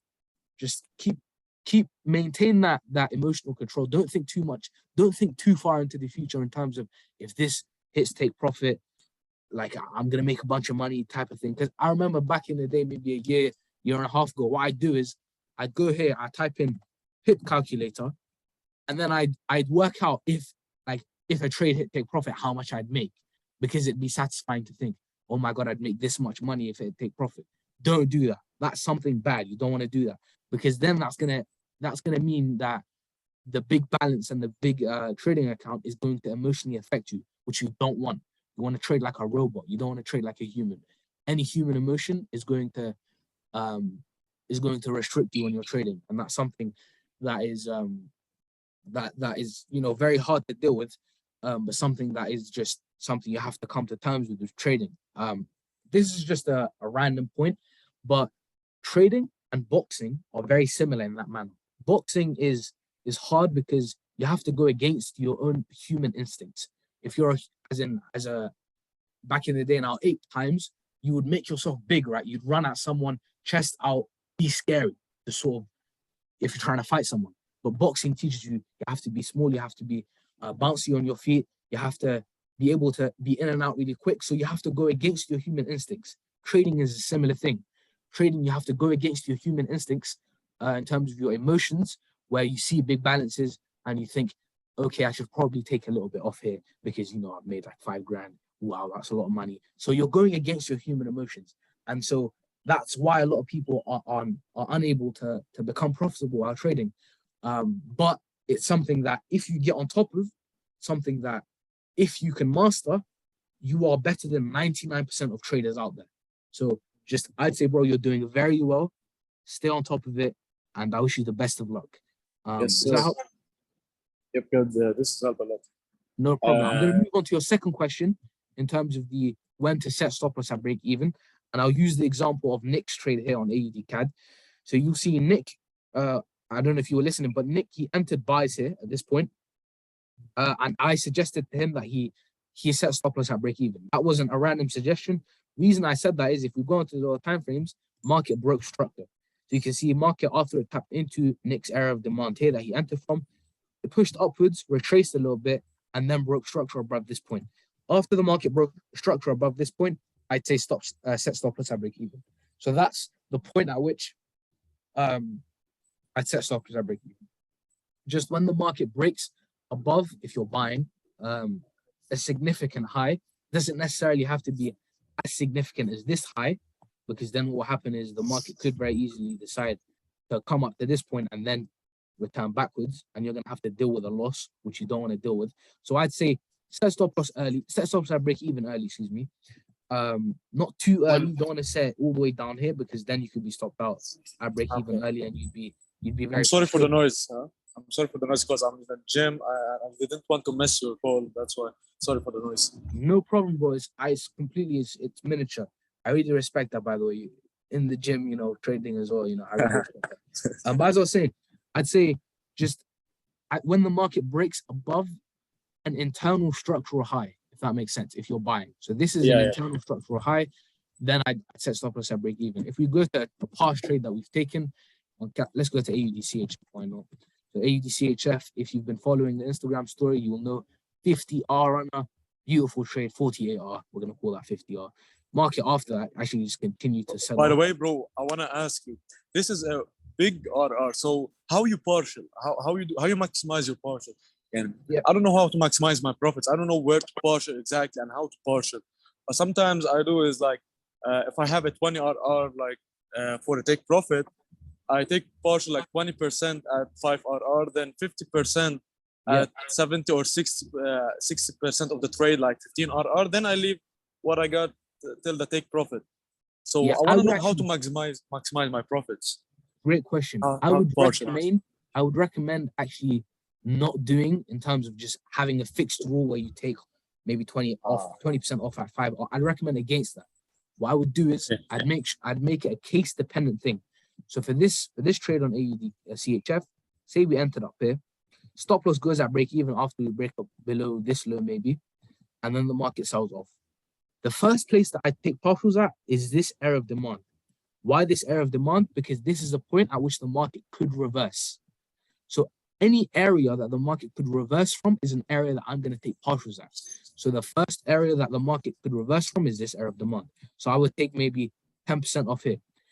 Then the second area that we could have the market reverse from is this area of imbalance. So you can see there's a little bit of imbalance just below this low. So I'm going to take another maybe 20% of my position off at this point.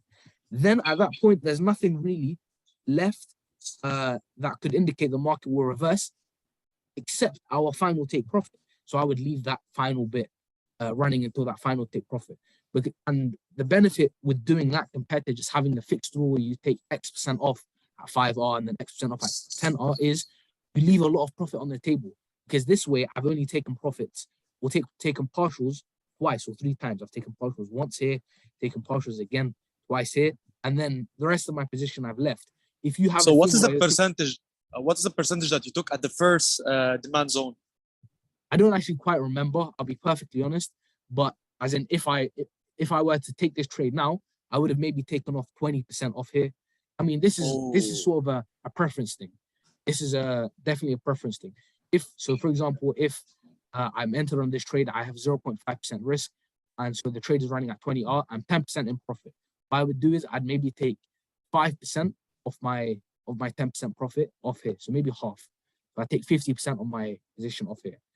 Then the market comes here. I'm now running at 15% in profit. I'd maybe take 15R in profit, 34R in profit, but 15% because I've used 0.5% risk. So I'd maybe take another 5% off here. So in total, I've secured 10%, and I've got 10% running. Does that make sense? Yeah. Then I'd leave the rest till the This final. is amazing. Wallah, this is amazing. I didn't do that. I haven't done this before, but this is amazing. Like I can imagine the take profit gonna be so big. I'm gonna maximize my profits with this. Because what I used to do was killing my profits, as I think. Like I know that the trade is going down. Yeah. Like this sell, but what I do is I'm scared to leave the market, the price going to the paid profit. So that's why I take a lot of partials at the beginning of the trade. I kill my profits with this. Yeah. That's just human emotions getting involved, because you're going to be thinking, I'm in profit 10%, the market could reverse, and if that happens, I'm going to be very frustrated. So you think maybe I should take a lot off. Don't do that. Think like a robot. What would the robot think? The robot would think, okay, where are the places that the market could reverse from? Of course, there's the chance that the market could randomly reverse, and there's always a chance of that, right? When we're trading, there's always the chance of. But we already moved the stop loss to break even, so I don't care. Exactly. Think exactly. That's how you need to think. When you're risk free on a setup, you have nothing to lose. You only have something to gain. So why would you stress? There's always another opportunity to enter. This week, the week that we entered this trade, we had 3 trades that were more than 30R runners. So there's always new opportunities to enter. So as long as you're risk-free on a setup, don't worry. You only have something to gain, first of all. So keep that in the back of your mind as a psychological tip. Then think, where could the market reverse from? The places that the market could reverse from are this area of demand. From this point to this point, there's no reason for the market to really reverse. Maybe the market could retrace a little bit, which is natural. Of course, the market needs to retrace, but it's going to come back down, retrace a little bit some more, then come back down. But the places that the market could reverse from are this area of demand. And you'll see actually market tapped into the area of demand and then pushed upwards. So when the market actually started to push upwards, you would have been thinking, I'm glad that I took partials here. So think, where are the places that the market could reverse? Take partials at those places. Don't take partials at like when you're in 5%, 5R profit, 10R in profit, 15R profit, because you're going to leave a lot of profit on the table, and you're going to come out with, even though it's like a 50R runner, you're going to come out with like 5%. You're going to be thinking, what's happened, right? This is a 50R runner, but the account, the gain on my account is not really there. So that's something that could really ruin your actual, as in what you actually go home with. So that's something that I would recommend. Just understand by the way, different places. Yeah, go ahead. By the way, do you have a trading sessions that you work on, or you trade whenever you want, or whenever you find a good setup? So like I only trade during London, New York, and London kill zone. When they're done, I don't trade. Though I find a good, sometimes I find good setups, but I don't trade them. So what do you think about that? And do you have a trading sessions that you work on only? I don't have there's no such thing as in, for me, of course, the London session is preferable. That's where I'd love to trade the most, because that's the most liquidity. That's where the most movement is happening. So London session is the session that I'd prefer the most, but understand that certain pairs move most at certain times. AUD JPY, for example, although the Asian session is known for low liquidity, AUD JPY is a specific case where the Asian session is where probably the most movement would occur for AUD JPY, because the Australian dollar and the Japanese yen are both Asian currencies, right? So, or in the case of the Australian dollar, Australasian currencies. So, understand that and keep in mind that when you're trading. So if you're trading a pair like AUD JPY, then understand the Asian session is probably the best time to trade it. But if there's an opportunity in London or New York, I'm still going to take it. So, I mean, it doesn't matter too much, but I prefer the London session, but sessions don't matter too much. If I'm entering something like Euro USD in Asia, well, then of course I'm going to understand. I'm going to understand something's gone wrong, because Euro USD doesn't move much at all in the Asia session.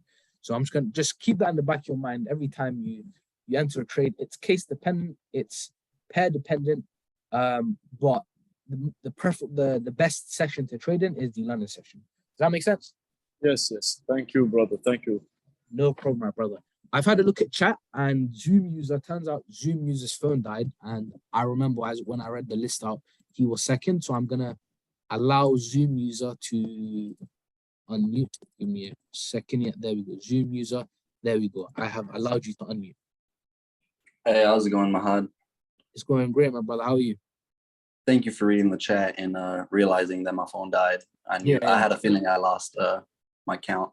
Yeah, no problem. I'll remember those type of things anyway. I have chat open, and I glance at it, every once in a while, and I notice that. But yeah, how can I help, my brother? So I'm just curious to see your analysis on Euro USD. Yeah, Euro USD. Let us take a look.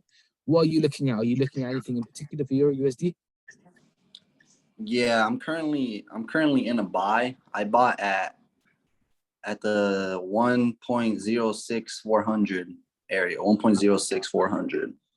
1.06400 area.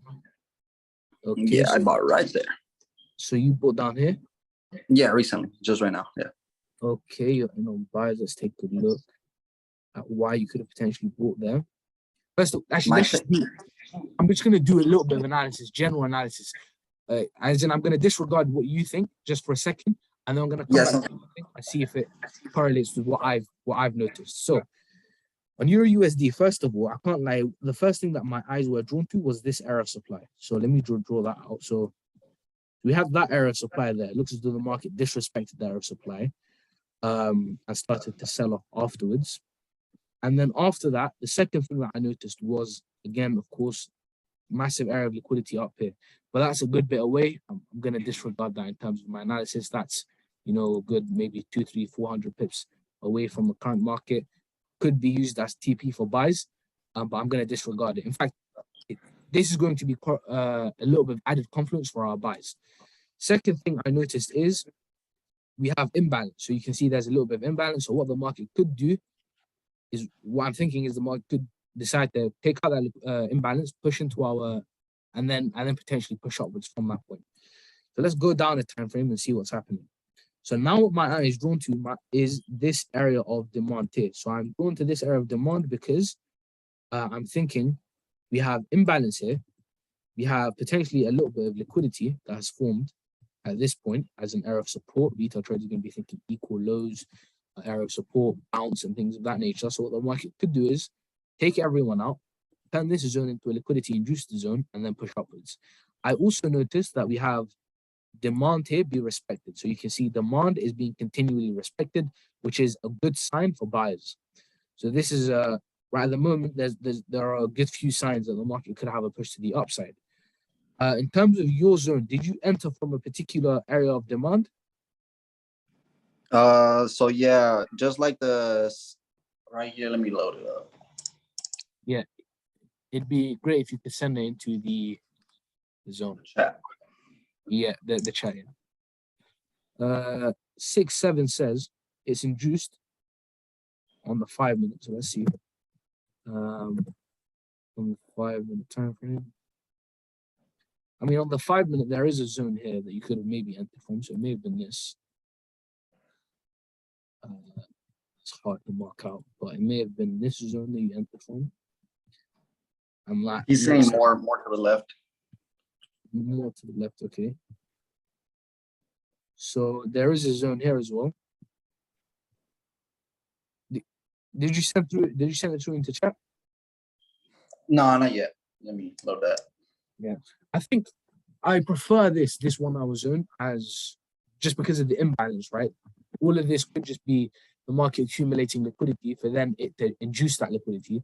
So to me, if anything, I'd probably look to do maybe a sell to buy. So there's a zone here, potentially a sell from this point to then buy up from that point. That would make sense to me. And then potentially, yeah, that's my take buy. profit. My take profit is 7,200. So are you in on sells or buys? I'm in a buy. I bought at 6,500, and I'm gonna take profit at 72. I think it's gonna hit 72. Yeah. So this area here. Yeah, correct. That makes sense. So if you are looking to buy, probably look to take at least a minimum of partials here. But it's just, for me, my eye is most drawn to this area here. For me personally, I wouldn't buy within this sort of vicinity here just because of the imbalance being so close to the current market. If I were to look to buy here, I wouldn't want this imbalance to be here. The fact that this imbalance is here makes me think buys are out of play, or out of the question at this point. I'd only look to, if I wanted to, I'd only look to sell from this point down to this point where I then look to buy. Does that make sense? Just because of the that makes perfect sense. I actually I didn't catch that imbalance, so I'm really glad that you pointed it out. Yeah. So for me, buys are definitely the move in terms of the more long-term trade, because you can see here we have demand being respected again and again and again type of thing. You can see demand be respected. Then the market from that point pushes upwards. Again, here we have demand. So I'm hoping demand will be respected in the same way here that it was respected here. So you see here how the market sort of formed this liquidity and then came back down. I'm hoping for the same thing to happen here. So you can see the market now has formed liquidity in the form of equal lows here. I'm hoping now for the market to come back down, tap into my zone, and then push upwards. And that comes back to the point of the fractal nature of the market. Same thing will happen again and again. Does that make sense?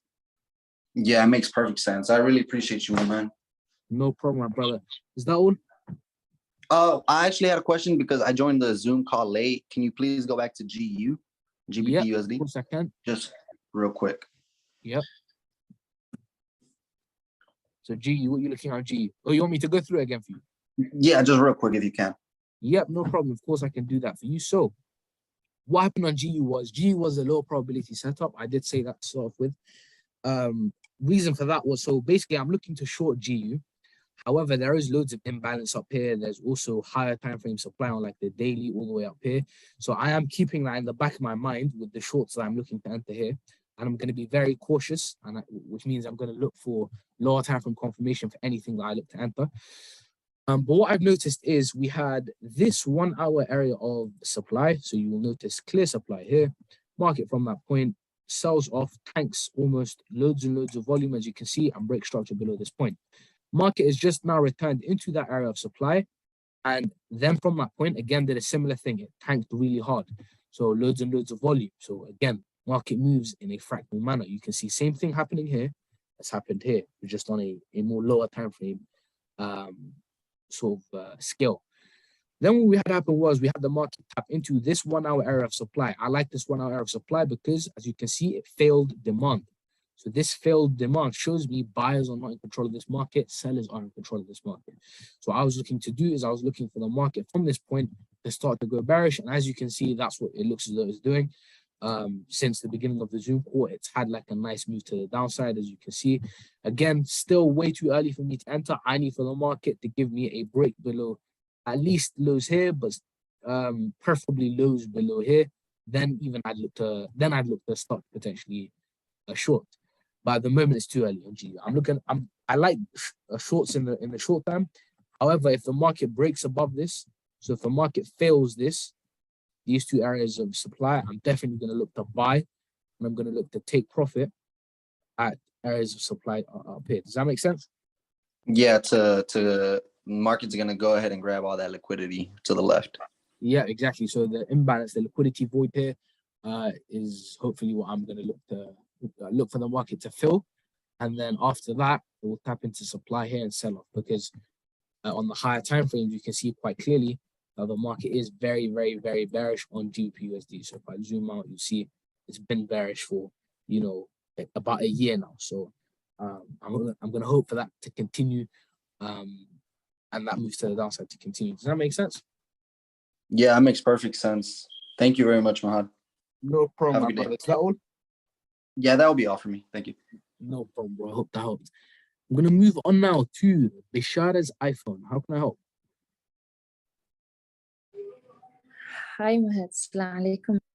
Alaikum salam. How are you? I'm good, bro. So I joined this community about a month ago, all the way from Somalia, and Yeah, my I people. I'm from have really Somalia. learned so much from you. Yeah, glad Wow, to hear thank that. you Glad so to hear much. I know that. So I would love to ask you one question. that. Yeah, Actually, go two ahead. questions. My first question will be, when we are using the Asian session indicator, Yeah. like, so like the timing is different, or should I have to set new timing zones like that is for Somalia, Nope, it should or it's automatically. just default? Yeah, no, it's the default. It should automatically do it for you. Just make sure that it looks the same as mine. As in, just for me, I haven't changed anything. It's the exact same thing. You can change it if you'd like. So for me, the Asian session, in because I'm in London time, Asian session ends at 6 a.m. starts at 12 p.m. So it goes throughout the night. So for me, I haven't changed anything. I just use the default settings. I think it should automatically work So, out for. Yeah, go ahead. So my other thing is, my question is like, should I consider it as a liquidity? Yeah, so Asian session, the Asia high and the Asia low, we consider as liquidity. So you will see here, perfect example actually on GU. What we have here is, if I just draw it out, we have the Asia high, market takes everyone out that was trading the Asia high, then pushes downwards. Again, here we have the Asia high, market takes everyone out, then takes the Asia low out. So you will see again and again, the Asia high and the Asia low be manipulated. So the Asia high and the Asia low are forms of liquidity. So you see here, even if I zoom out, doesn't happen all of the time, however, it happens most of the time. So you see here, we have that Asia low, market wicks back literally by like 2-3 pips, then pushes upwards. So it's always going to attempt to try and take the Asia high and the Asia low out, but it doesn't happen all of the time. So for example, at this point, you'll see we had this Asia low, market didn't actually take it out. But what you could do is you could use, 1 second, it looks as though I randomly stopped sharing my screen. There we go. Can you guys all see my screen? I don't know why I stopped sharing. Can you guys see my screen? Yeah, there we go. Okay. Yes. But as I was saying, what you can do is you can use the Asia low here, for example, as a take profit for yourselves. So you can use that as liquidity in the same way that you would use equal lows. So say we had like an area of equal lows here, you would understand that this is clear liquidity, and therefore if I'm entering shorts here, I can look to target this area of liquidity, the area of equal lows. So you could use the Asia high and the Asia low in a very similar manner. Other ways that people use the Asia high and the Asia low are the London session scalpers. So say for example, you know, I wake up at 6 a.m. in London, right? I wait for the Asia high to be taken, right? So in fact, let's do this. So let me replay the market. Keeps randomly unsharing my screen. I don't know why, but I'm gonna try to get that to stop. But if, as I was saying, so if I'm in London, right, the Asia session has just ended and the market pushes upwards. Now the market starts to push to the downside. What I can do as a London session trader is I can go into the 1 minute time frame and start to find zones to enter from. First zone that I could potentially be looking at is this zone here, right? In fact, I could have already got in on an entry from this point. I would be looking at this as sort of like an area of supply to enter from.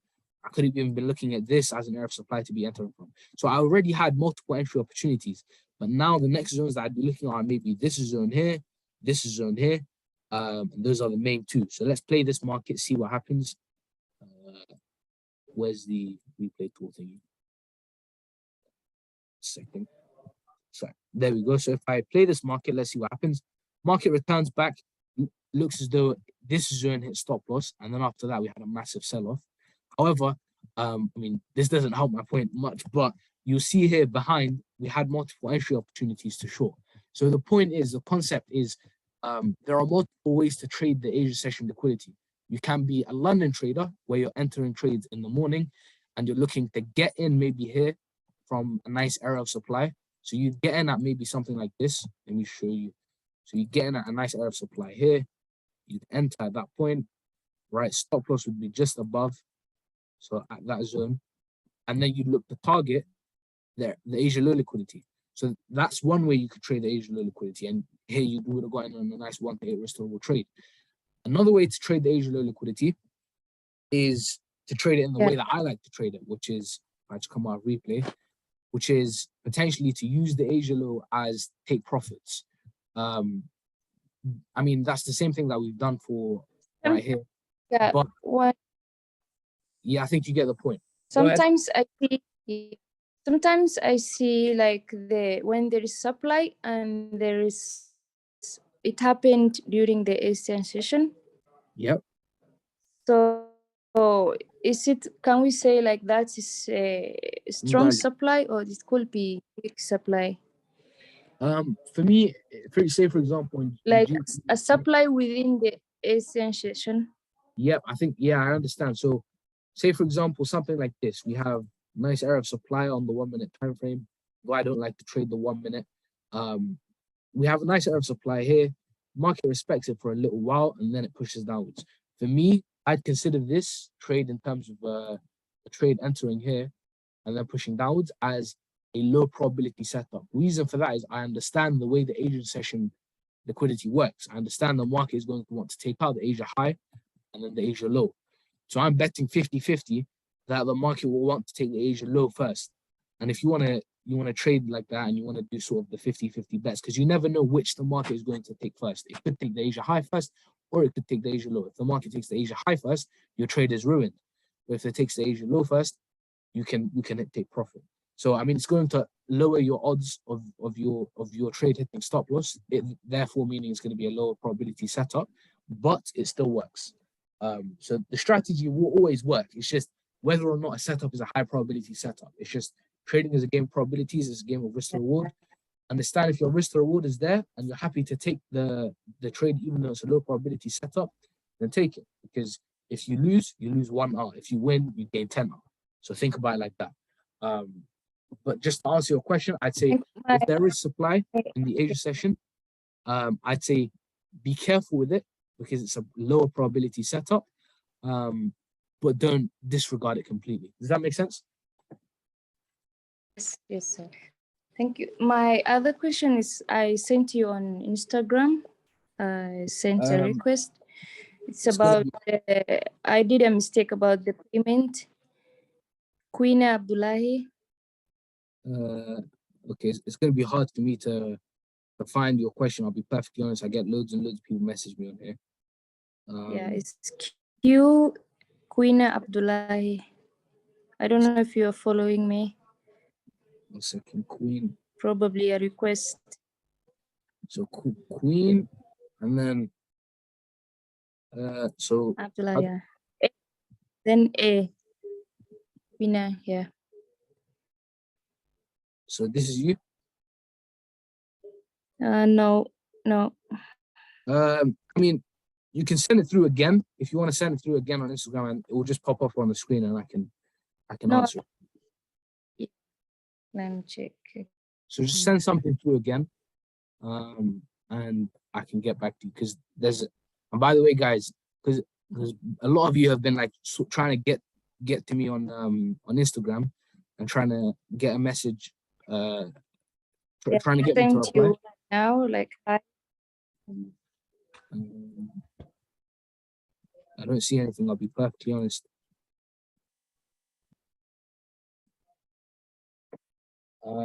It's just, yeah, I can't see anything.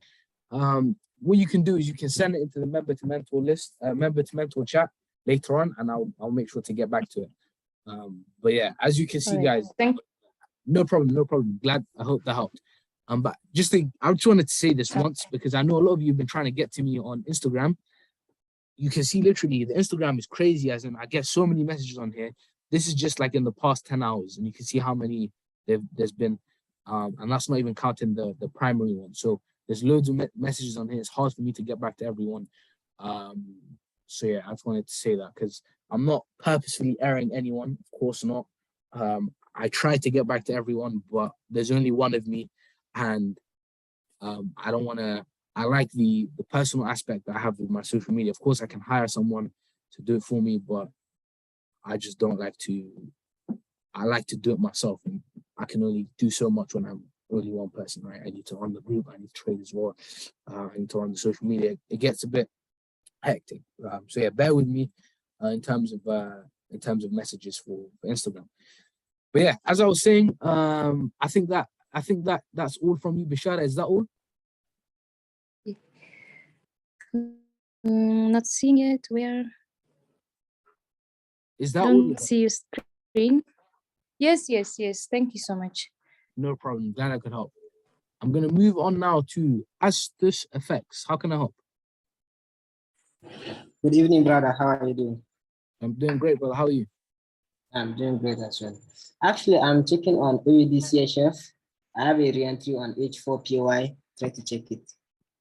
AUDCHF. Yep. So Yeah, the H4 POI yep. with imbalances left. So you're looking at this zone. Yeah, exactly. Yep, that zone looks good. Let's just zoom out, have a look if there is any confluence for that move to occur in terms of equal lows and things like that. Okay, my eye is drawn to this. I'll be honest, my eye is drawn to this. We have that little bit of equal lows or that liquidity, so the market could very easily return all the way up here and then sell off. But that zone is a good like 200-300 pips away. Let's see, nearly 200 pips away, 140 pips away. So the market could decide to leave that zone behind. So that I'd say keep that in the back of your mind. That is an option. But yeah, I like your zone. It's perfectly valid. Nothing more really for me to say. It's perfectly valid. We have that clean air of buying, clean air of selling. Market then breaks structure. As you can see, it breaks structure below this low. So it's perfectly valid. I'll set my alerts. Why not? If it triggers my alert and then shows me lower time frame confirmation, well, then you'll see a signal in the watch list for the week. If not, then you won't see the signal in the watch list for the week. Does that make sense? You're perfect. Yeah. No problem. Yeah, the other question is about NZD USD. You send your setup, but I saw another POI, the H5 POI above your POI. So I'm looking at this. Yeah, H5. Yeah, exactly that one. Yeah, so this looks good. This is zone here, which is again why I'm going in with lower time frame confirmation. As I said, NU and GU are the lower probability setups out of the list that I have constructed. To be perfectly honest, I'll admit that. But yeah, again, if that happens, I won't lose anything because remember, I am waiting for lower time frame confirmation. If the market's intention is to ignore the zone that I have marked out, if I just go down the time frame, if the market's intention is to ignore this, so if the market's intention is just to push upwards all the way and then tap into your H5 area that you have here, well then fine, I won't take a loss, I won't gain anything, I won't lose anything though. And preserving capital is as great a W as actually winning a trade, in my opinion. So for me, I'm not thinking of that as too much of a loss. If that happens, it happens and we can enter. So in fact, what I'll do is I'll set my alert at your zone. And if the market fails my zone, then your zone is next and your zone can play out. Does that make sense? Yeah. No problem. I my brother. think, Is that one? Yeah, it's on. No problem, my brother. Thank you very much for your question.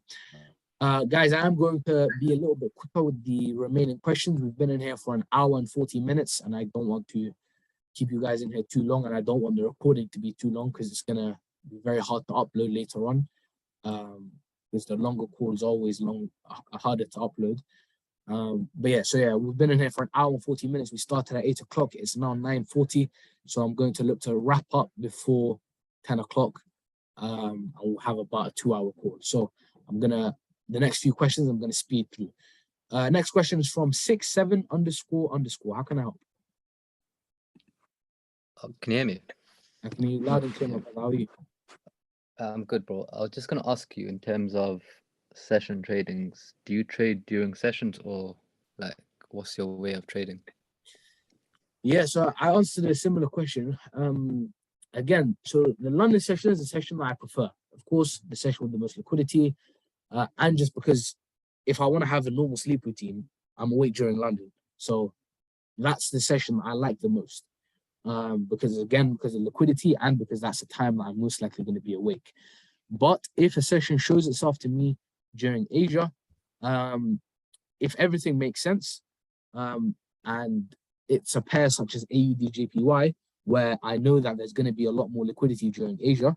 So pairs such as maybe USD/JPY, CAD/JPY, maybe NZD/JPY, those type of pairs.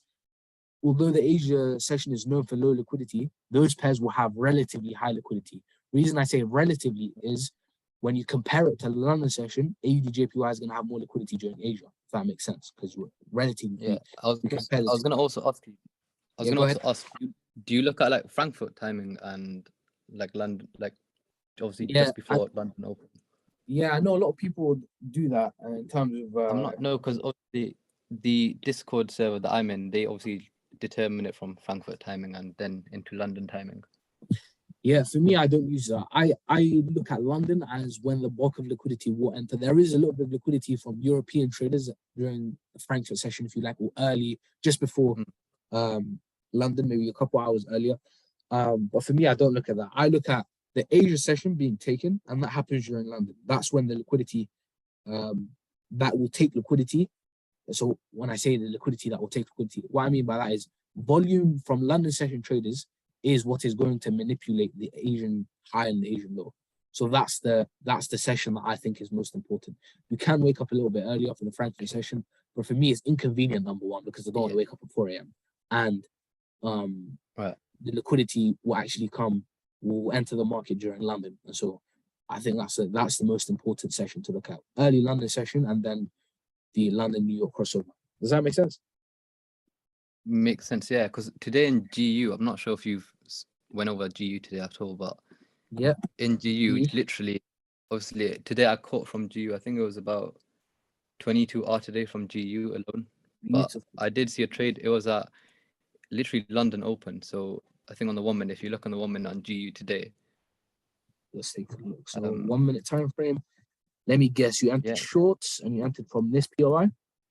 It was from here, yeah. So if you look around, the timing was, I think it got into, I think it was within the times of London Open, but it did build up before. So it did a fake build up and then it induced. And I think at the bottom of Asia low, there was like some sort of smart money trap below it. So which obviously gave it a bit more confidence. Yeah, so you're looking at this and you're thinking, smart money traders are looking at this as like a Wyckoff accumulation or something like that. In fact, I mean, And then I'll be perfectly honest, it accumulated and then it pushed upwards. So it's not much of a trap because it actually it's not was. no, because if you obviously look down where if you go onto 1M, because obviously smart money traders are going to be looking at on the 1M time frame. So if you look down towards where you had the accumulation happening, Down here, yeah. So if you look on like the 1M, I'm not too sure if you do see it, but there is like a zone that it does tap into, and obviously it makes a fake break of structure. I'm not too sure if you do see it. It's on about, I think like 11. Hang on, it makes it around 12:15ish, 12:18 let's is see. where it makes like the fake break of structure. So it came into a zone and then it made that fake break of structure. Let's see. So 12:15. You said 11:15 or 12:15? It was like 12. Hang on, like 12:19, 12:19, 12:18. That's what it says on mine. I think it's because I'm on the wonder. That's why I think the feed's okay. a bit. So are you looking at supply or demand? So it was So this no. So here, it's from the left. It is. So it's from the left of the yesterday. If you look on the left, it reacted from a zone. okay. I So just zoom out a little bit. Okay, yeah. So it So you're reacted from looking- a zone from. something like I this. missed my chart as well. Yeah. So obviously reacted from a zone there. So I was just thinking. Of course, smart. Okay. If you go on you wouldn't stay on the 5M generally if you was to look at that because it just looks too messy, doesn't it? Yeah, for me, like if I explain this with what I'd be looking at, I look at clear. We have the Asia high, maybe a mini smart money trap here. We have supply. Then the market decides to come and take out the smart money traders that were trading that supply. It then induced the Asia high. The market from that point breaks down all the way. Maybe then it comes to down to supply demand here, or what I'd be looking at is it just comes to fill imbalance. So you see there's a little bit of imbalance here. So it comes to fill that imbalance. So if I just draw it out, it comes to fill that imbalance from this point. So just below that low there, there's that imbalance. So the market fills that imbalance and then accumulates. So it accumulates here. Any supply here, I would disregard because I can see here there's not only confluence on the lower time frame, say in terms of an accumulation, there's also confluence in terms of that imbalance there just being filled, and the market needing to at some point come to areas of supply here. So I would be thinking, okay, we've tapped into imbalance, we filled imbalance, we're accumulating, and there's supply for me to target. So buys here make complete sense. So then I'd look for areas of demand to start to enter from. So I'd notice, okay, there's this, I like this, right? Nice area of supply, demand, broke structure, did everything that I wanted to do. Potentially this, but that would have hit stop loss. The best entry probably here is this area right here because it happens just after the market induces everyone. So you can see there's like a little bit of liquidity here. I just draw it out, a little bit of liquidity. Market induces that liquidity, taps into imbalance, and then forms our zone. So this is probably the best entry. This is optimal trade entry of the day, probably on GU for buys. If that makes sense. Yeah, go ahead. Yeah, but I'm saying, wouldn't you look at that area there? If you just move your cursor a bit to the left, I don't know if I can't really draw over it. So, yeah, you know where it broke the high.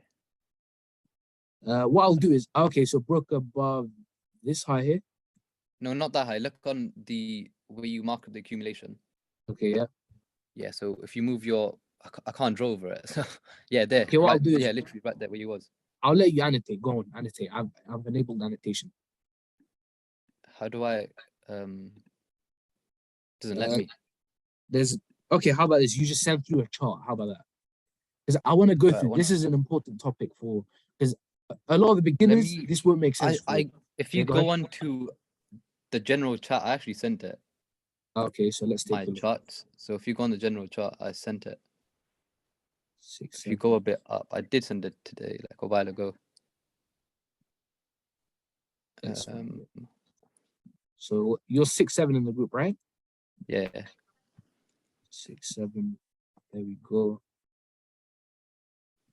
So I think, wait 1 second. If it's not there, I'll send it now because I thought I did send it. So this is early. This is, late. So. Oh no, I did send them later. That's why I didn't send them straight away. But okay, so this Okay, yeah, this looks nice. I In think terms this of might GU, yeah, wait, I'll zoom in a bit so you could see it because it was obviously from my phone, that's why. So yeah. So you got in on longs. I think you got in on the same exact entry that I was talking about in terms of the optimal trade entry. You may have got in a little bit later on. I think this was your entry. So you got in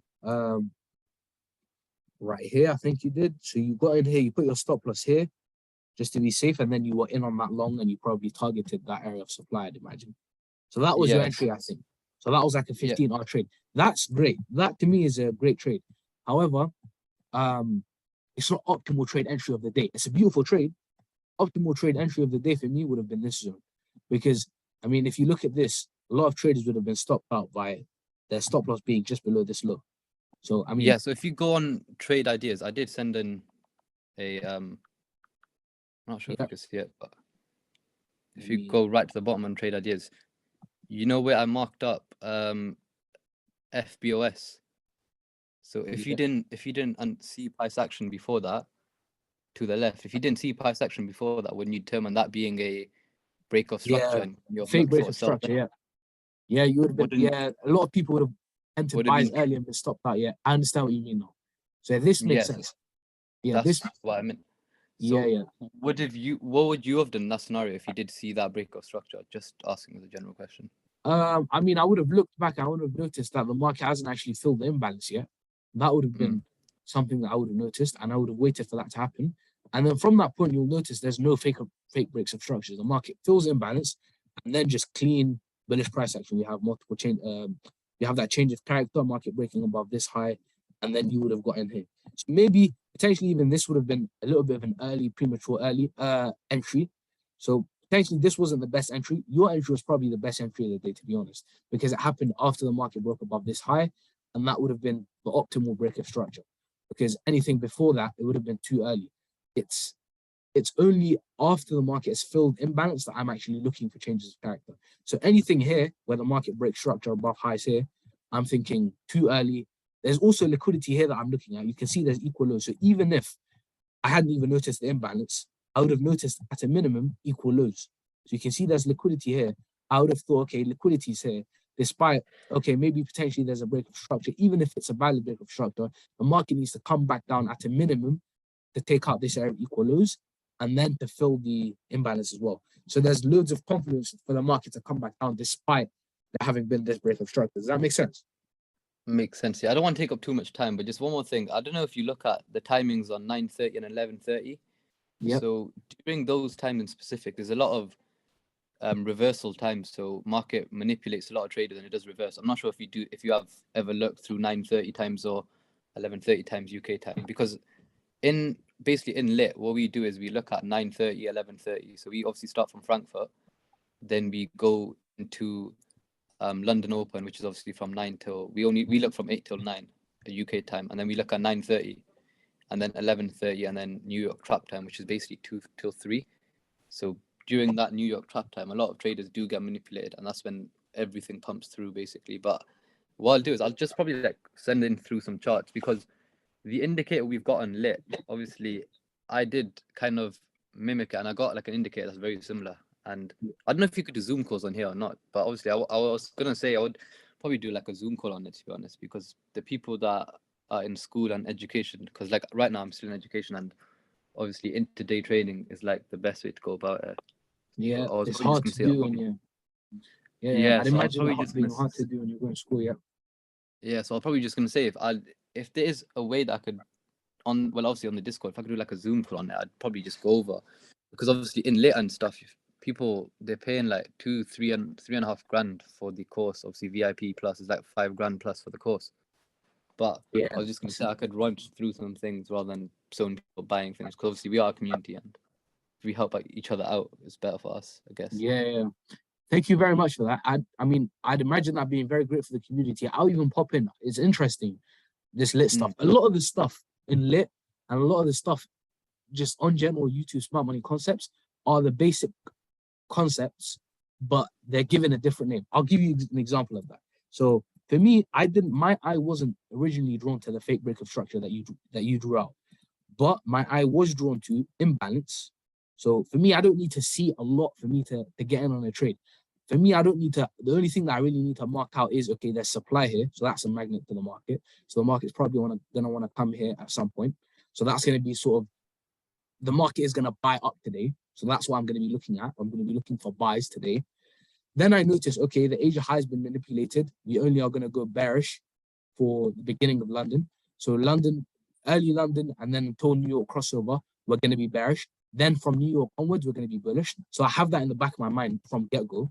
I don't need to mark out any fake break structures. If I want to, what I can do is I can get in on very counter trend moves where I short here, short again here, short again even here from areas of supply, looking all to target imbalance, right? So I get out of all of those shorts at that area of imbalance, and I could have already then secured like 20, 30 R.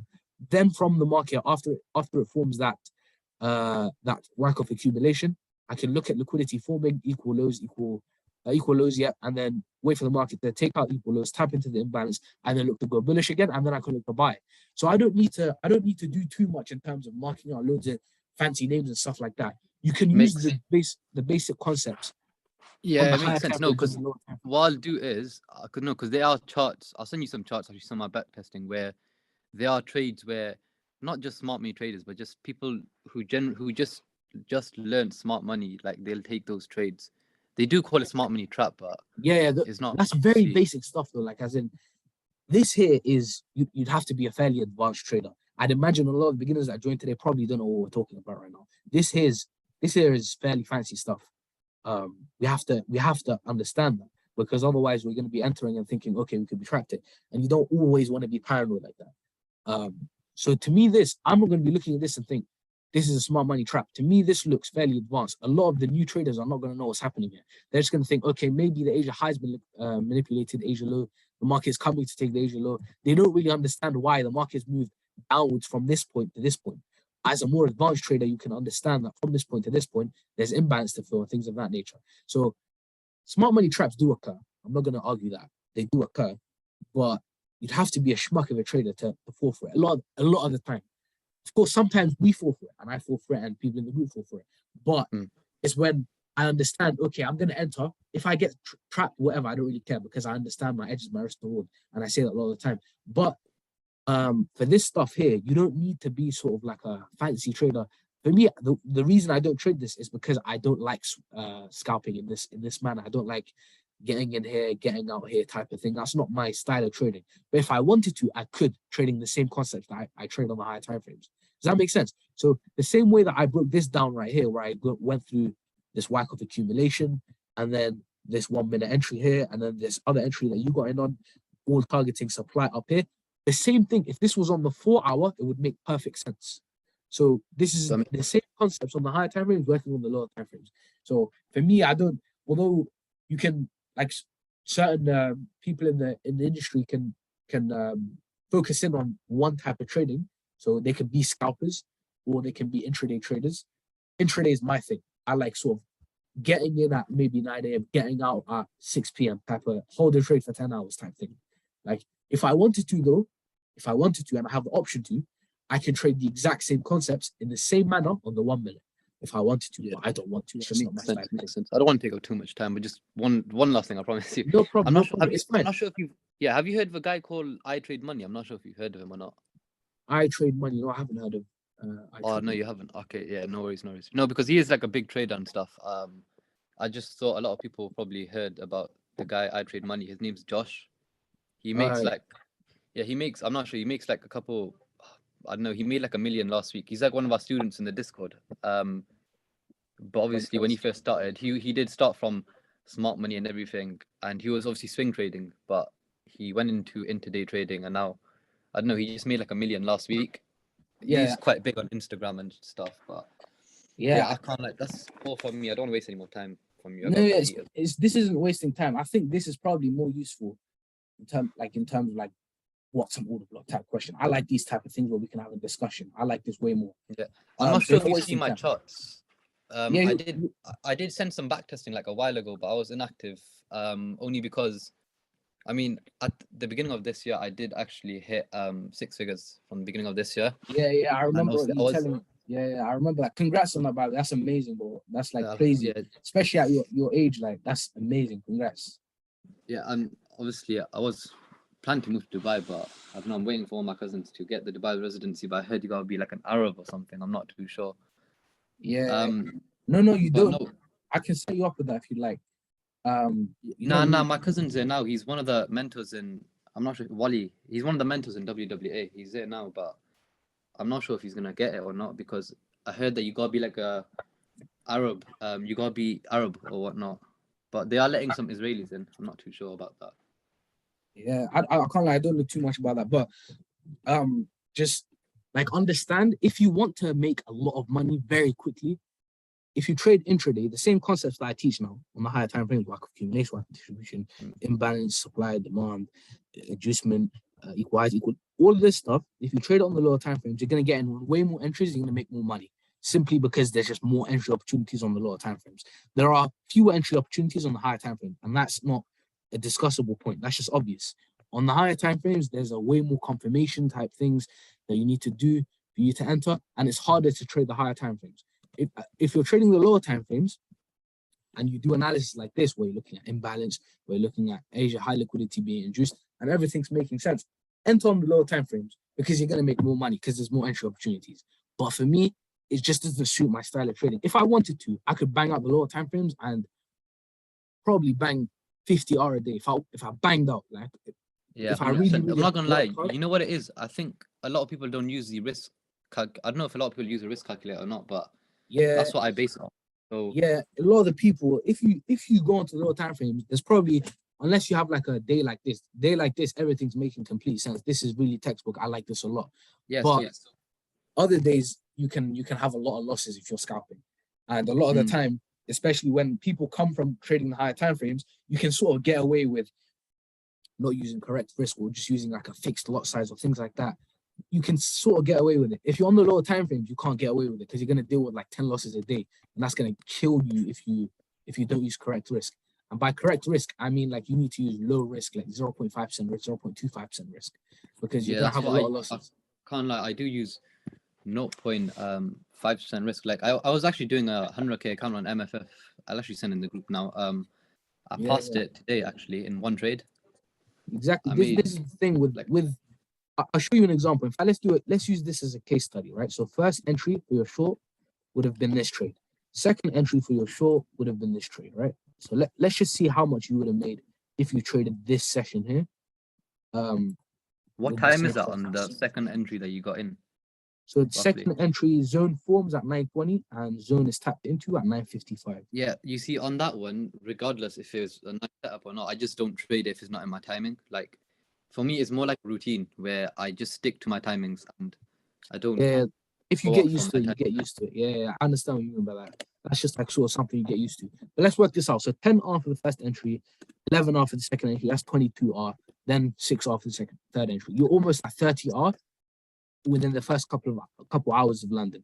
If we look at the buy entries now, first entry would have been I think your finger off. yeah, can you see it again? It's loading up. Yeah, I can see it. Okay, so buy entry would have been here, your first buy entry that is, and then your second buy entry would have been that one, and you would have targeted supply. So that morning, that day, you could have secured what's this 15R plus 25R. That's like what's that? 15R plus 20, low key being a say right now. 40R basically combine these two. 40R plus 30R. You could have secured 70R that day. Like, and Yeah. everything makes sense with everything that I've explained so far. Like in terms of the WACC of accumulation, everything that I teach on the higher time frames, you could do on the lower time frames and get way higher risk rewards. But for me, I choose not to. It's a choice. It's a preference. If you decide you have the time to just get on with it and do this, you can make way more money than me. And I'm being so honest. And a lot of mentors in the game won't admit that. You can make way more money than me if you do the things that I'm teaching on the higher time frames. On the lower time frames, you've got way more potential because there's way more entry opportunities on the lower time frames. I've shown you this example where I broke down every single trade, right? And I'll do it again, right? First trade, Asia high liquidity gets taken.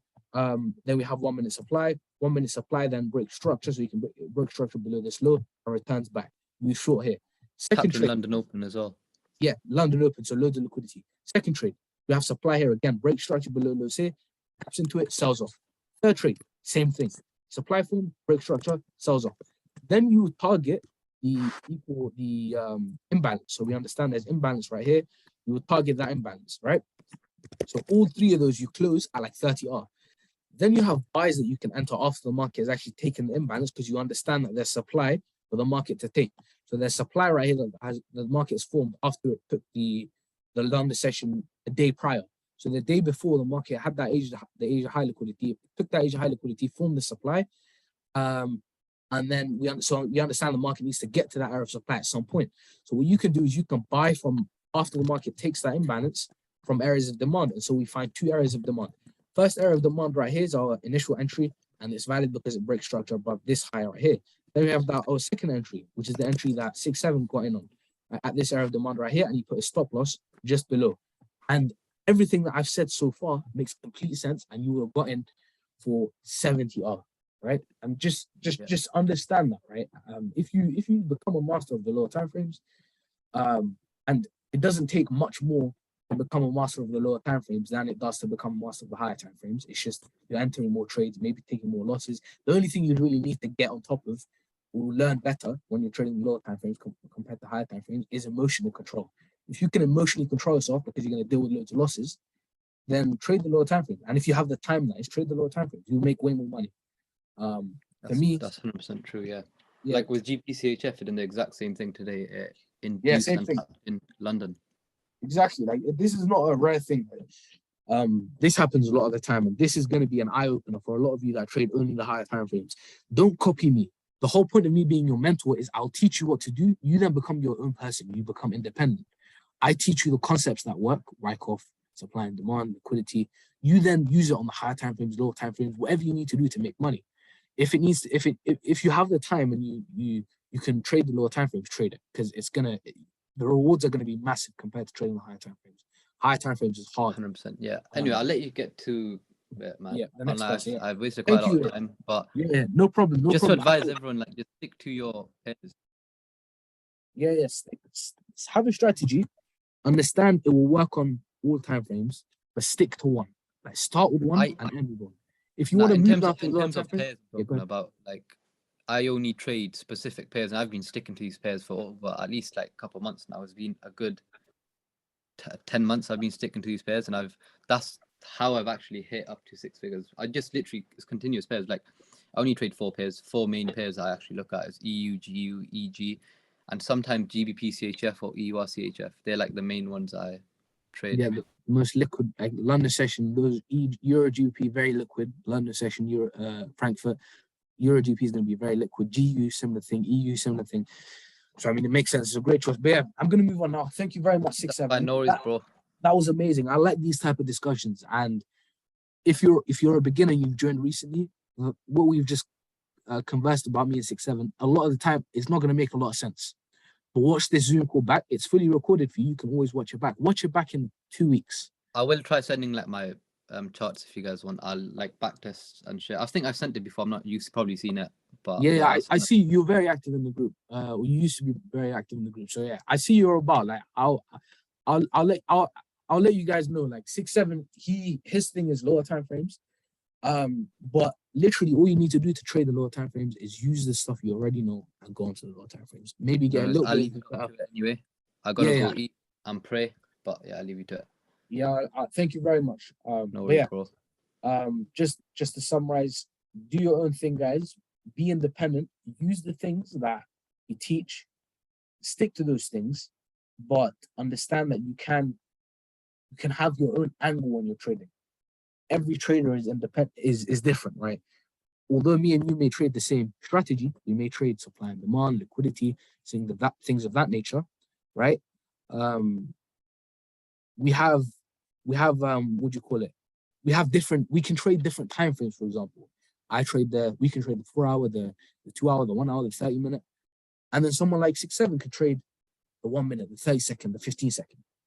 But we're trading the same thing. The strategy is fractal. The strategy works on any time frame. The market's fractal, I should say, not the strategy. So understand that if you want to make money and you have time, for me at the moment, I don't have a lot of time in terms of course, I'm running the group, I'm getting into real estate. There's a lot of things that hinder me in terms of time. So I'm time poor.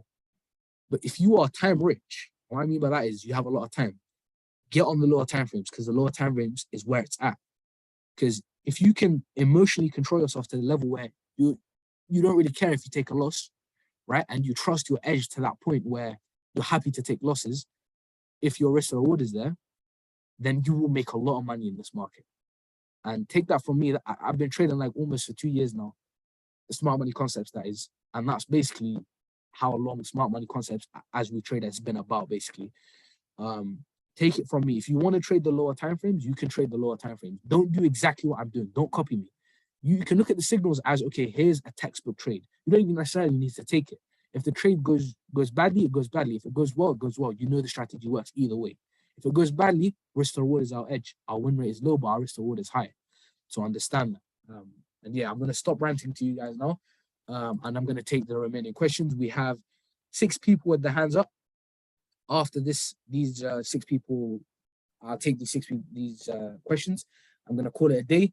And I'm going to send through these trades into the watch list for the week. And I can't wait to see all of the amazing results that we have from you guys. But yeah, I'm going to start off with Texi. How can I help? Hello, Mahaj.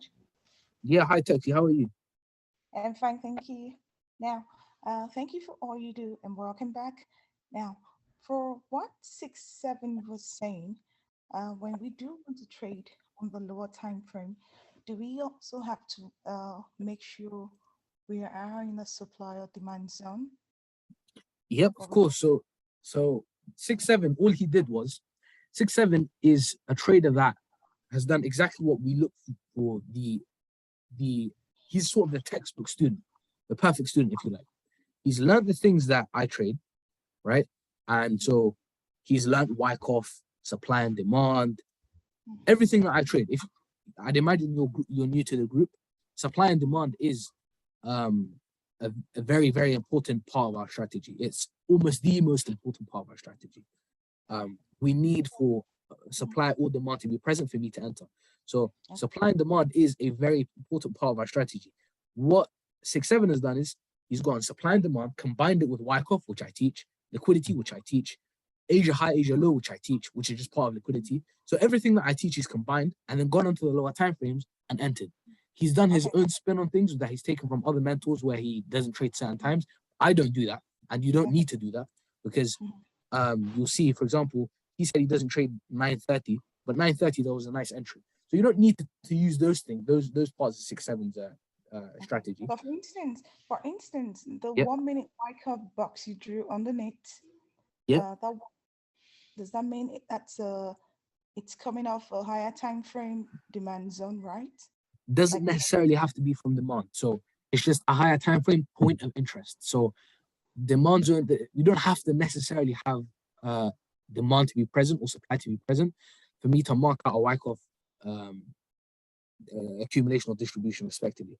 It just has to be a higher time frame point of interest. In this case, our point of interest, was this area of imbalance. So we weren't looking at demand in this case, we were looking at imbalance. We saw that there was imbalance here. We saw that the market had just filled that imbalance. So at this point where the market wicks downwards, it's filled that imbalance. So what I notice, okay, we've had liquidity form. This is our spring potentially for our Wyckoff accumulation. We've had that break of structure occur. We've had that change of character. The market then returns back, taps into this perfect area of demand, and then pushes upwards after it's already respected areas of demand right here. So for me, yeah, go ahead. Okay, all right. I think I get it now. So, but what I found is that if you go to a time from like 5 minutes to 15 minutes, you'll find out there's still something there in that area. Yeah. So for example, on the 5 minute, you could have, so what he's done is on the 1 minute, he's entered from that 1 minute zone. If you wanted to, you could have entered from this 5 minute zone. You would have got in on an equally great trade. But it's just, you're going to sacrifice your risk to reward a little bit. So, I mean, the lower the time frames you go, of course, you're going to take on some risk, which is that you're more likely to hit stop loss, but you're also going to take on the reward that is, you're going to have better risk to rewards. So your risk to reward would have been 1 to 10 if you entered from the 5 minute zone. If you entered from the 1 minute zone, you're looking at a risk to reward of 1 to 15. So you would have got an extra 5 hour because you entered on the 1 minute rather than the 5 minute in this I do case. Does that make sense? Yeah, perfect. So when you talk about inducement, what do you mean by inducement? Inducement, if we just think about the definition of inducement, inducement is the taking of something. So, or if I induce you to do something, is I convince you, I get you to do something. Liquidity inducement is when the market is made to move in a certain direction because of liquidity. So I'll simplify that a little bit. Say, for example, we have area of supply here, right? And I'm interested in that area of supply. Let me make that a little bit straighter. So we have that area of supply. And just below our area of supply, there is a little bit of liquidity that's formed.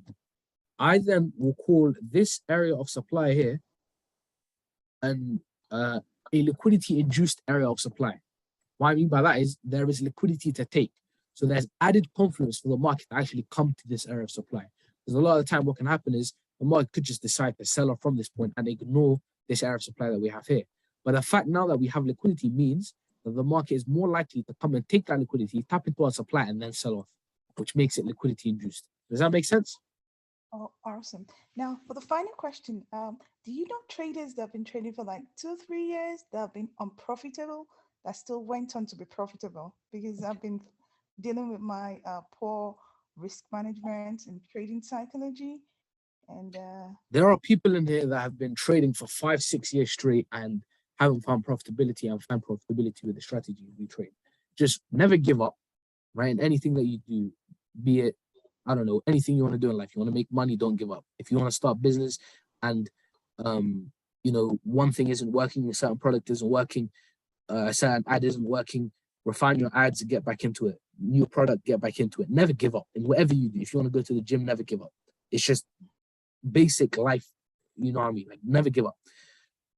So in terms of this strategy helping you, risk management is a major thing. We have a video on the course about risk management and I talk about it in almost every single call. Risk management is probably the most important thing after psychology. If you are not using correct risk, and by the way, and I wanted to make this point, and I forgot to make it earlier on, but using correct risk doesn't mean using a fixed lot size.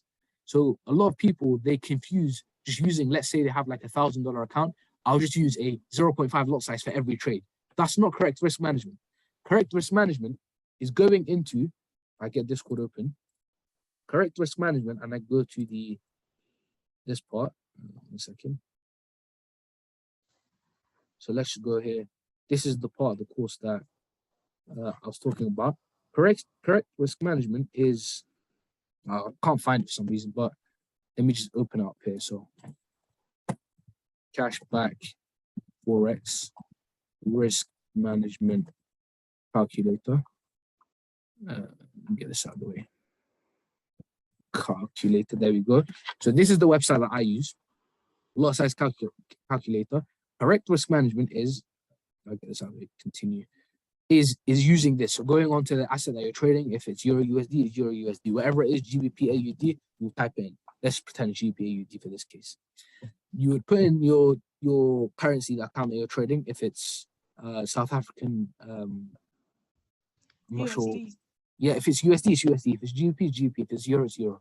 It's case dependent. So you put in whatever it is. For me, it'd be GBP because I trade the Great Britain. I'm from the UK, right? So let's find that. Let's put in GBP.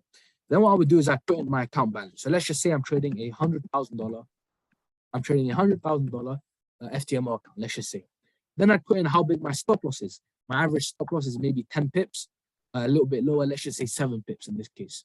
My risk is, and this is where I choose my risk. If I want to risk 1% of my account, I choose 1%. If I want to risk 0.5% of my account, I choose 0.5% of my account.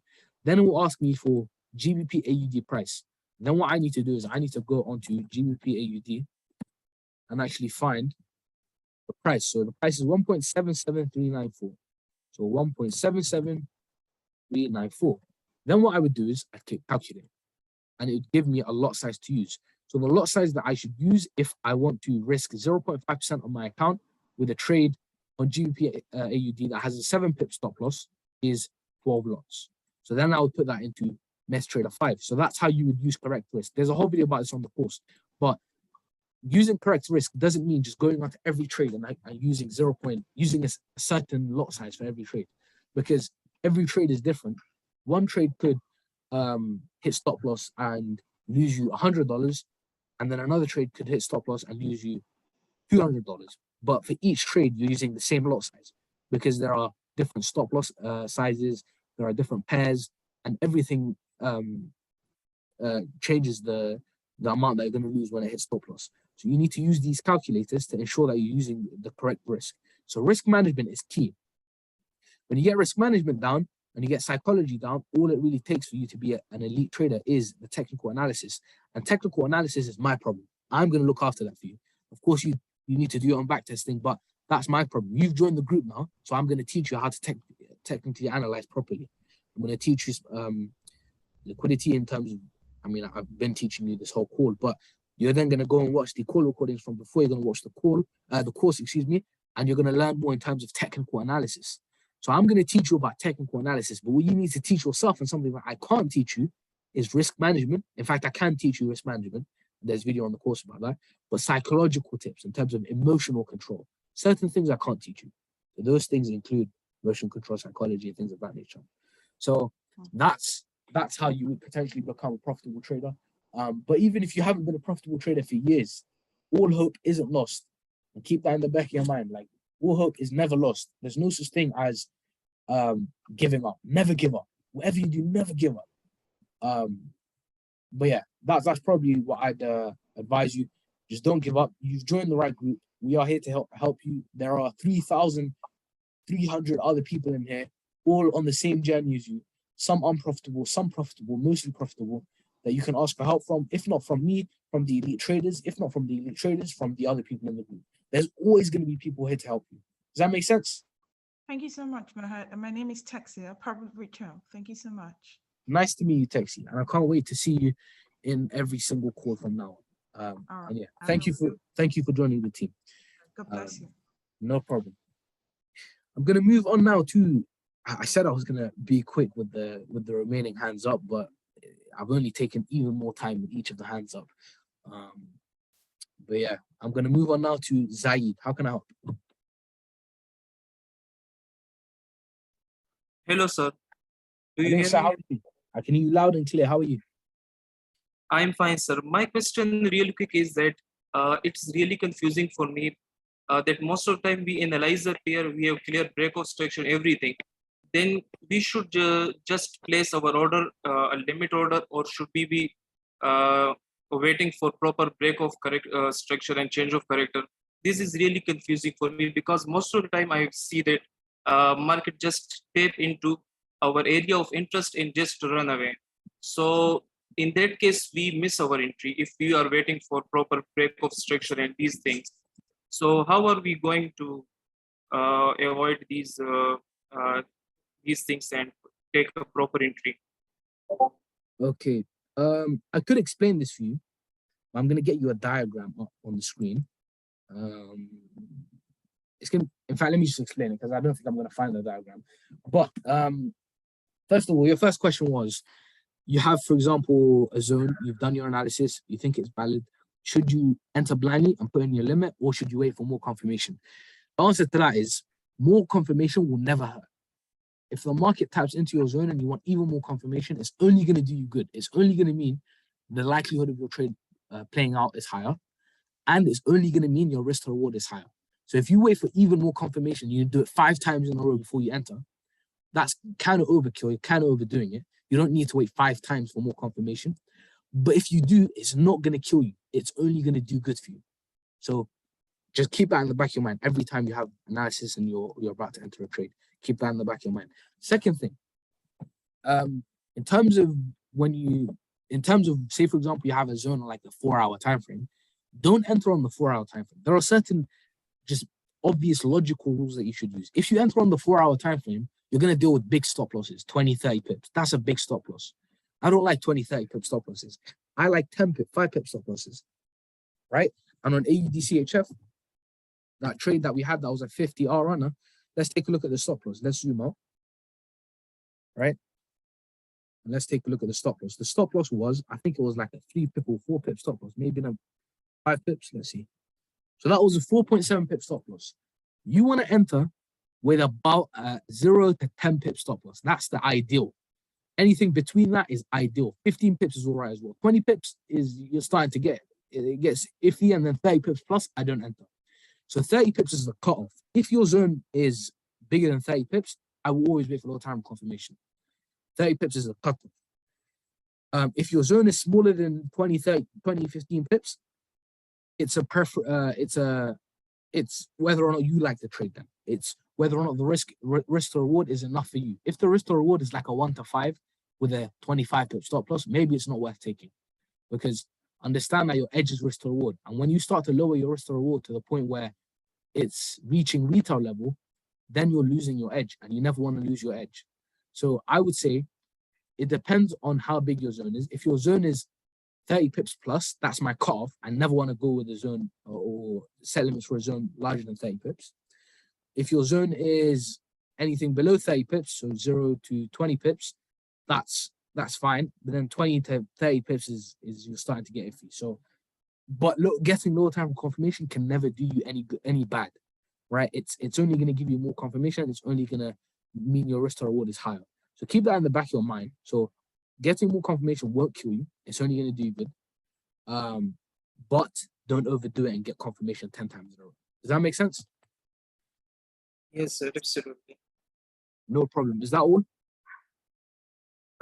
Yes, sir, I will go with it. Thank you. No problem, my brother. I hope that helped out. We have 3 more hands up now. From Hervé Kamga, M. Abdullah, and then Zaki Abdurrahman. And those are the last 3 questions I'm going to take, and I'm going to call it a day. So starting off now with Hervé Kamga. How can I help? Yeah, hello, Martin. Hello, my brother. How are you? I'm fine, thank you. Welcome back. Miss you. Yeah, I'm glad to be back. I'm glad to be back with my people. Yeah. Okay. I sent you GPY chart. Yep. Did you send it into the chat? Where did you send it? Yeah, in the chart Zoom, direct message. If you want to say, okay, here we go. Yeah, I think I found it. Yep. So this is your chart, I think. Yeah. At 10 minutes. Yeah, at 10 minutes. 10-minute time frame. Yep. So I think I have a similar thing for you. I broke this down already. Yeah. What happened was I had that same 10-minute zone. That 10-minute zone, I decided just to lodge into this zone here. And it looks as though the market is tapped into that zone now, and it's showing nice little time confirmation. For me, what I said was, I'm going to wait for the market to give me a break below this low here, or at the minimum, to fill this demand. So you can see we have this area of demand right here. I'm going to wait for this area of demand to be filled. Once it fails that area of demand, I'm going to look to enter. So if you'd like, you can enter from like a lower time frame confirmed entry right here. For me, it's a little bit premature, and I'm going to wait for the market to break below this low before I look to enter. But if you'd like, you can enter from here. So you can do something like this, and look to enter from this point, and you'd be triggered in any second. And that's a perfectly valid trade. But for me, I'm going to be patient. You know, patience can never do you any bad. Okay, so it's in your list. Pardon? It's in your list. Yeah, so this is on my list. Yeah, Okay. Yeah, I wrote down GPG on my list. Okay, thank you. Yeah, the second question is about the FIB. When the market is retracing, which level of the FIB are you using? Yep, so this is in the FAQ section. I can't just tell you it, but I think it's better if I show you in the FAQ section so you can look at it after this call ends. Okay. FAQ must knows. Okay. Yep, so it's in, these are my FIB levels. I don't have too many FIB levels. I have 3, the 0.62, the 0.79, and 0.5. Those are the 3 levels that I have. And then, of course, I have the 1 and the 0 just to show my high and the low. But the main levels that I look at as discounted levels are the 0.79 and 0.62. I keep the 0.5 on just to show me the midpoint, but I don't use it as like a discounted zone or anything like that. The 2 zones that I look at as being discounted are 62, 79. Does that make sense? Yeah, thank you. But the idea behind here is to understand, because you have been going through the charts, and we are not seeing using, for example, the fee for retracement. You are marking a supply and demand zone, but we are not seeing where you are using, for example, the fee to talk about the retracement. I'll show you. So this is what I do. So what I do is I wait for the market to start to retrace, and I notice, okay, this zone here, you see this zone here on GJ Yes. is discounted Yeah. because it Yeah. lines up with the Yeah. 0.79. You see it? Yeah. 0.79. Yeah. So I will say the market is likely to retrace up until this point, and then from this point, to start to go bearish again. So what I can do is I can look to get in on shorts from this point and sell from this point. Does that make sense? Yes. Thank you. And the last one is when, for example, you have a point of interest at 4-hour time frame. Yep. So the next step is to go to the lower time frame for confirmation or for entry. Is that right? Yep, that's exactly right. Okay. Thank you. I'm done. Thank you very much. No problem, my brother, and thank you very much for waiting till the end for your question to be answered. I am now going to move on to M. Abdullah, and then we have one more question after that, and I'm going to call it a day. So M. Abdullah, how can I help?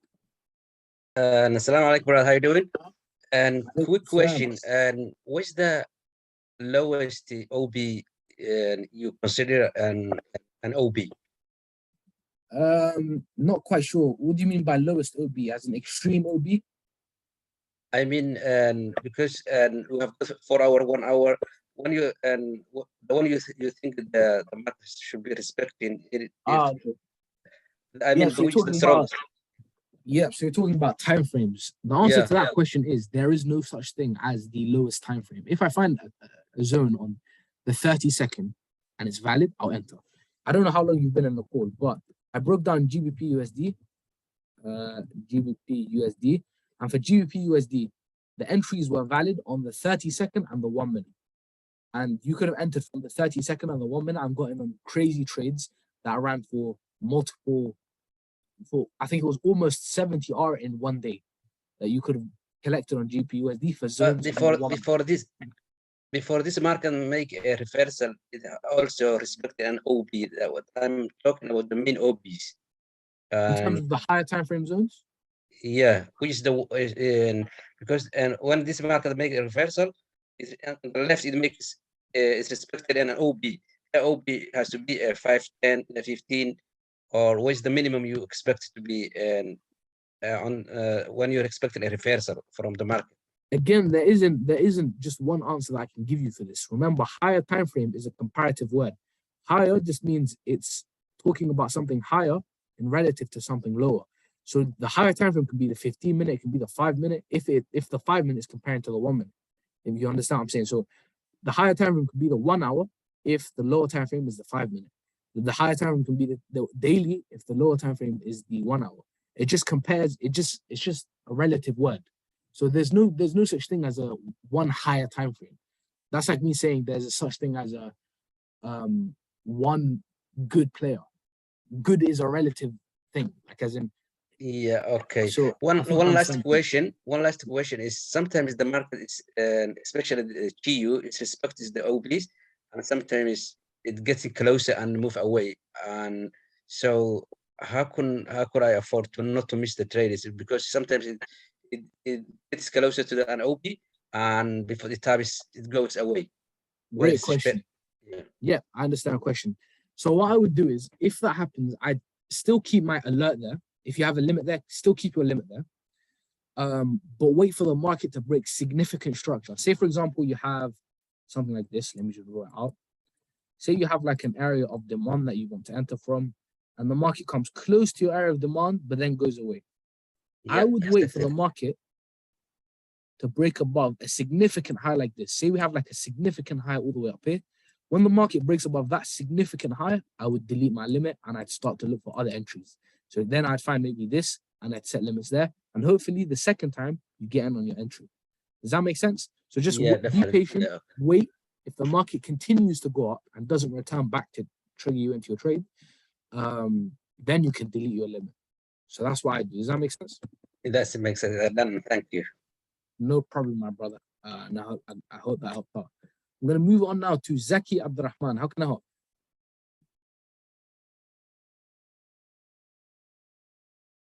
Yeah, Zaki. My brother Zaki, we can't hear you. Let me know in chat, guys, if you can hear him. I can't hear him.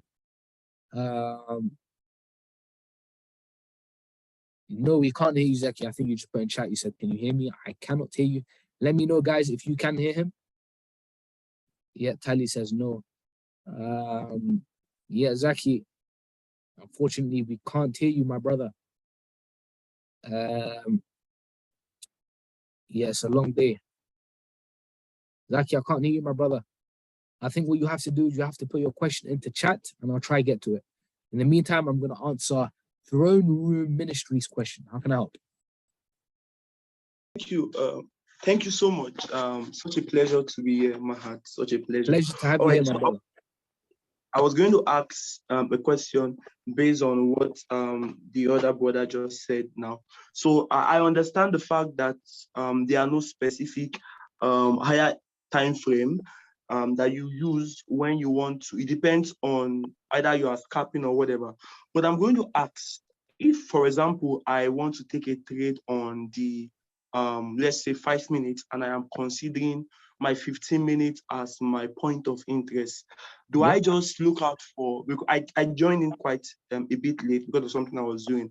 I was going to ask for the particular zone that you're looking at for your point of interest. Is it your Wyckoff schematic you are looking for, or you're looking for a liquidity sweep that leads to a break of structure and then there's induced liquidity? Is it just that setup? Is there like a systematic, is there like a mechanical system of something that you look out for an area that is your point of interest before you can go to a lower time frame for your entry? I don't know if you get my question. Yep, I think I do get a question. I think your question is there something in particular, be it maybe a Wyckoff schematic or liquidity sweep that you look for for a trade to be valid? And the answer to that is no. There isn't anything in particular. I do look for something to happen, and if that something gives confluence to my zone, great. If it doesn't, not great. So let me walk through what that means. Say, for example, I have like an area of demand and the market returns into that area of demand. If at that area of demand, the market does like a Wyckoff accumulation, well then great. That adds confluence to my setup. So what we have is we have this area of demand. We have this being my Wyckoff accumulation, right? Let me just mark it out. That's my Wyckoff accumulation, right? I have also that liquidity sweep, a little bit of liquidity. There is so that liquidity, then we have the liquidity sweep occur. If all of that happens, it adds confluence to my trade, but I'm not looking for that in particular. If at this point, so say we have my demand and just the market taps into my demand, leaves another area of demand, pushes upwards, and then market returns back and I set limits here, that's enough for me. That's the bare minimum. So there's a bare minimum, which is just for me to get another refined area of demand inside of my POI. So this is my POI here. If the market tap into my POI, give me another area of demand to enter from, and then I'll set limits to that zone. That's the bare minimum. So that's the minimum of what I look for to happen. Anything above that, so anything where we have a Wyckoff accumulation at my demand, say we have like a Wyckoff accumulation schematic, right? I'm going to try to draw a Wyckoff accumulation here. So that's what roughly a Wyckoff accumulation would look like. This to me is added confluence, but unnecessary. The bare minimum is what I showed before. Does that make sense? Let me give you permission to unmute again. Yes, it does make sense. So you are saying that the barest minimum is just for me to see a coinciding zone in my POI? Exactly. That I can call a refined zone that I can then enter from. But anything extra, so a liquidity sweep below equal lows, Wyckoff accumulation, is just added confluence. That means my probabilities, my trade is a high probability setup. Does that make sense? Oh, wow. Perfect. Thank you so much. Thank you. No problem, my brother. I'm going to give Zaki one more chance before I call it a day. I've given him permission to unmute. Let's see what happens. Yes, bro. How are you? I'm doing great, brother. Zaki, how are you? I'm good, bro. Sorry, I had a problem with my microphone, so. No problem. You can hear me loud and clear now. How can I help? Yeah, the first question is GBP AUD. Can you please check GBP AUD? GBP AUD. Yep, of course I can. GBP AUD. What do you want me to look at on GBP AUD? Or do you want me to just break it down for you on GBP AUD? Yeah. No. Like, let me check. By the way, do you see where that Asian highs? You can go to. Okay. You can. Yeah. I hope I see that there is they're up the If you want me above to the break down, yeah, I'll break down GPAUD. So on GPAUD, what I see is I see supply all the way up here, right? So I see supply, all my eyes drawn through, and this is something that might not come to you straight away, but this is something that comes with experience. As you look at charts more, you just notice areas of supply and demand as they form. I'm also drawn to this area of demand down here, right? So that's my area of demand that I'm looking at, and then I have supply up there. We then have refined supply. So that's my refined supply. Market taps into it, market sells off. We have this final refined supply, if you like. Market is just tapped into it, market looks as though it's starting to sell off. And then in terms of demand, it looks as though we have sort of almost a Wyckoff accumulation schematic here. Right, so let me mark that out, Wyckoff accumulation. Reason I call this Wyckoff is you can see there's equal lows here. So equal lows, market takes that liquidity and then pushes upwards, fails supply here, showing me buyers are in control. So you can call this a Wyckoff accumulation. We had this last zone. So this would be my last point of support entry, if you like. And so this would be my entry. So if I just make it blue, that would be my entry. And anyone that was trading this Wyckoff would actually be in right now. So at the moment, GBP AUD is very confusing. There is similar amounts of confluence on both the sell side and the buy side of this market. The buy side of this market shows me there's a lot of liquidity here that was formed, market induced, all of that liquidity accumulated here, pushed upwards. Now it looks as though supply on the higher time frame, in terms of the highs of this market, are in control. We have supply here, market taps into it, forms another supply, taps into it, forms another supply, taps into it, and now it's starting to sell off. On the 1 minute, it's probably like a zone here that the market wants to tap into and then sell off again. But at the moment, I wouldn't enter anything on GPAUD just because of how confusing it is. We don't know what's happening. The market could decide to go bullish and take liquidity. You can see there's like areas of equal highs here. So could decide to go bullish from this Wyckoff accumulation here and then just disregard all of this analysis, or it could go bearish from this point and look to fill imbalance down here and come to take out liquidity all the way down here. So there's equal confluence on both sides of the market on GPAUD. I would stay away for the time being. Does that make sense? Yep, but in 1 minute time frame, I see some like, can you go to 1 minute time frame? Yeah. Yep. 1 minute. Yeah. Okay. So I saw like this trend line liquidity has already been taken down the trend line. Yeah. Okay. Yep. And it has there is a supply there up. Yeah. Yeah. So I talked about this. I said there is equally, you could enter here and short down, but very easily the market could decide to ignore you and push upwards to come and take out the equal highs. So as I was saying, there's equal confluence on the buy side and the sell side of the market. If you want to take the chance and still enter the sell, you can do that. But understand that the probability of that playing out is fairly low because buyers are as in control as sellers are. So I just keep that in the back of your mind as you enter anything with GPAUD. There's equal confluence on the buy side and the sell side, hence why I would stay away. So I would not enter that. It could play out because it's perfectly valid, but because there's equal confluence on the buys and the sells of the market, I'm not entering. Does that make sense? Yeah, thank you. And also the JBP USD. When you go to weekly time frame, yes. Yep. Weekly time frame. Yep, on the weekly time frame. Yeah, down. The demand.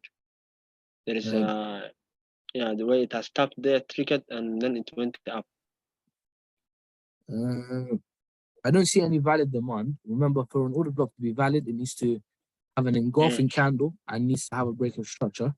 There aren't many engulfing candles here. Are you looking at this last candle? Yeah.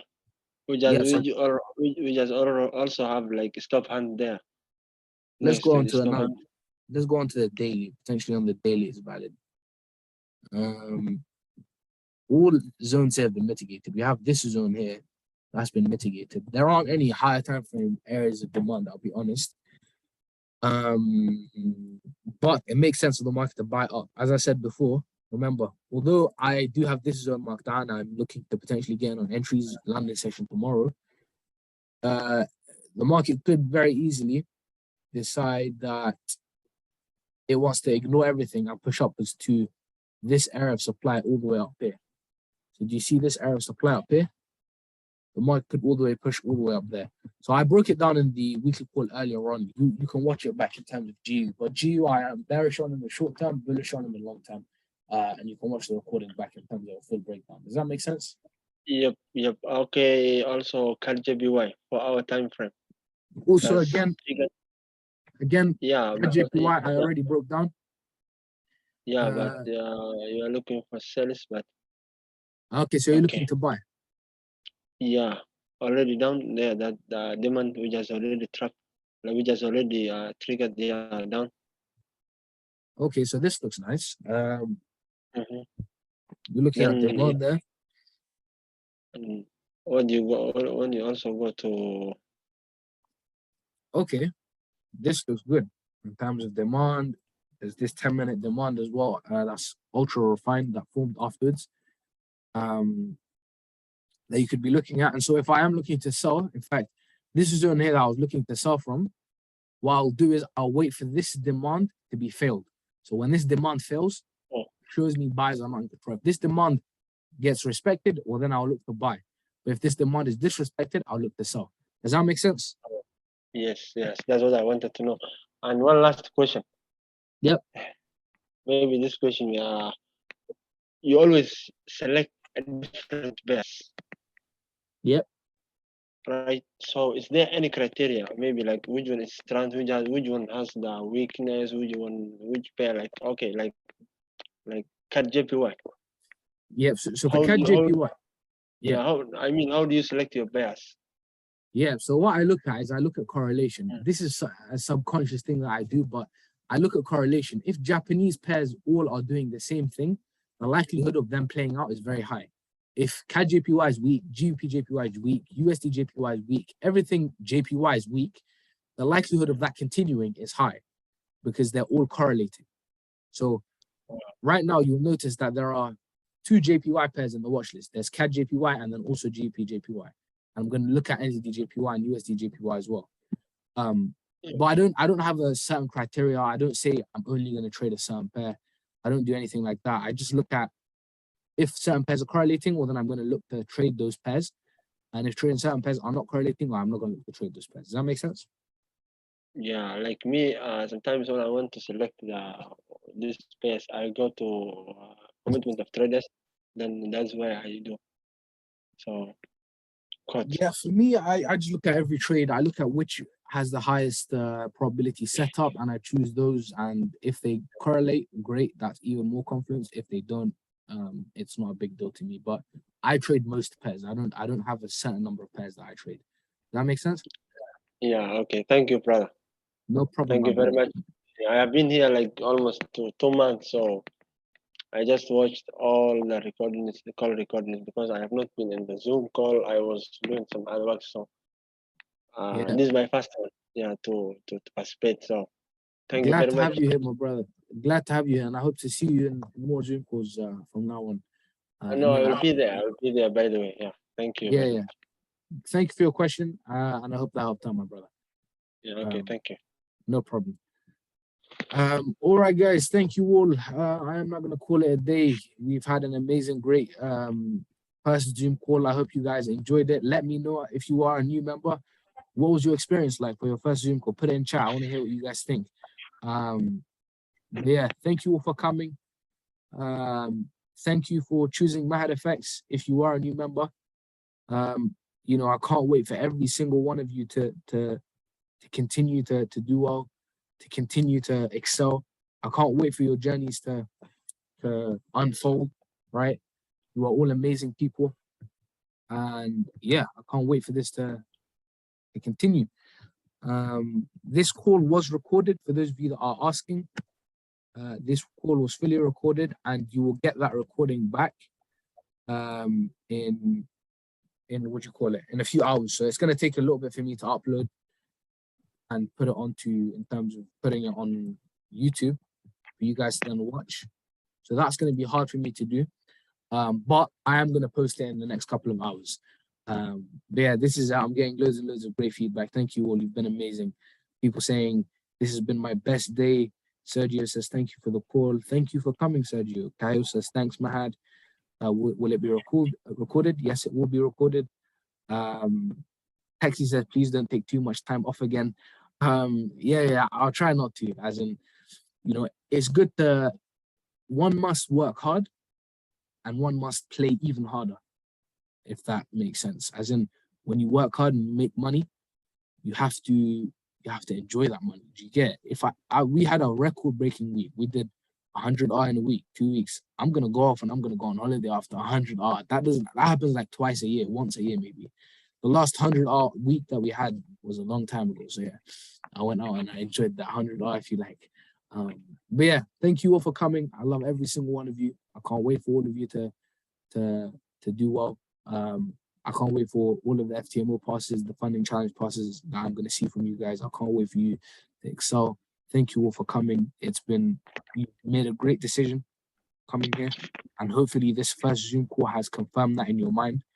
And yeah, thank you all for the amazing feedback. I'm not going to call it a day, guys. I'm going to end the Zoom call now. Thank you all for coming. And I'll see you all on Sunday, which is when we will have our next Zoom call. I love you all. I'll see you guys on Sunday.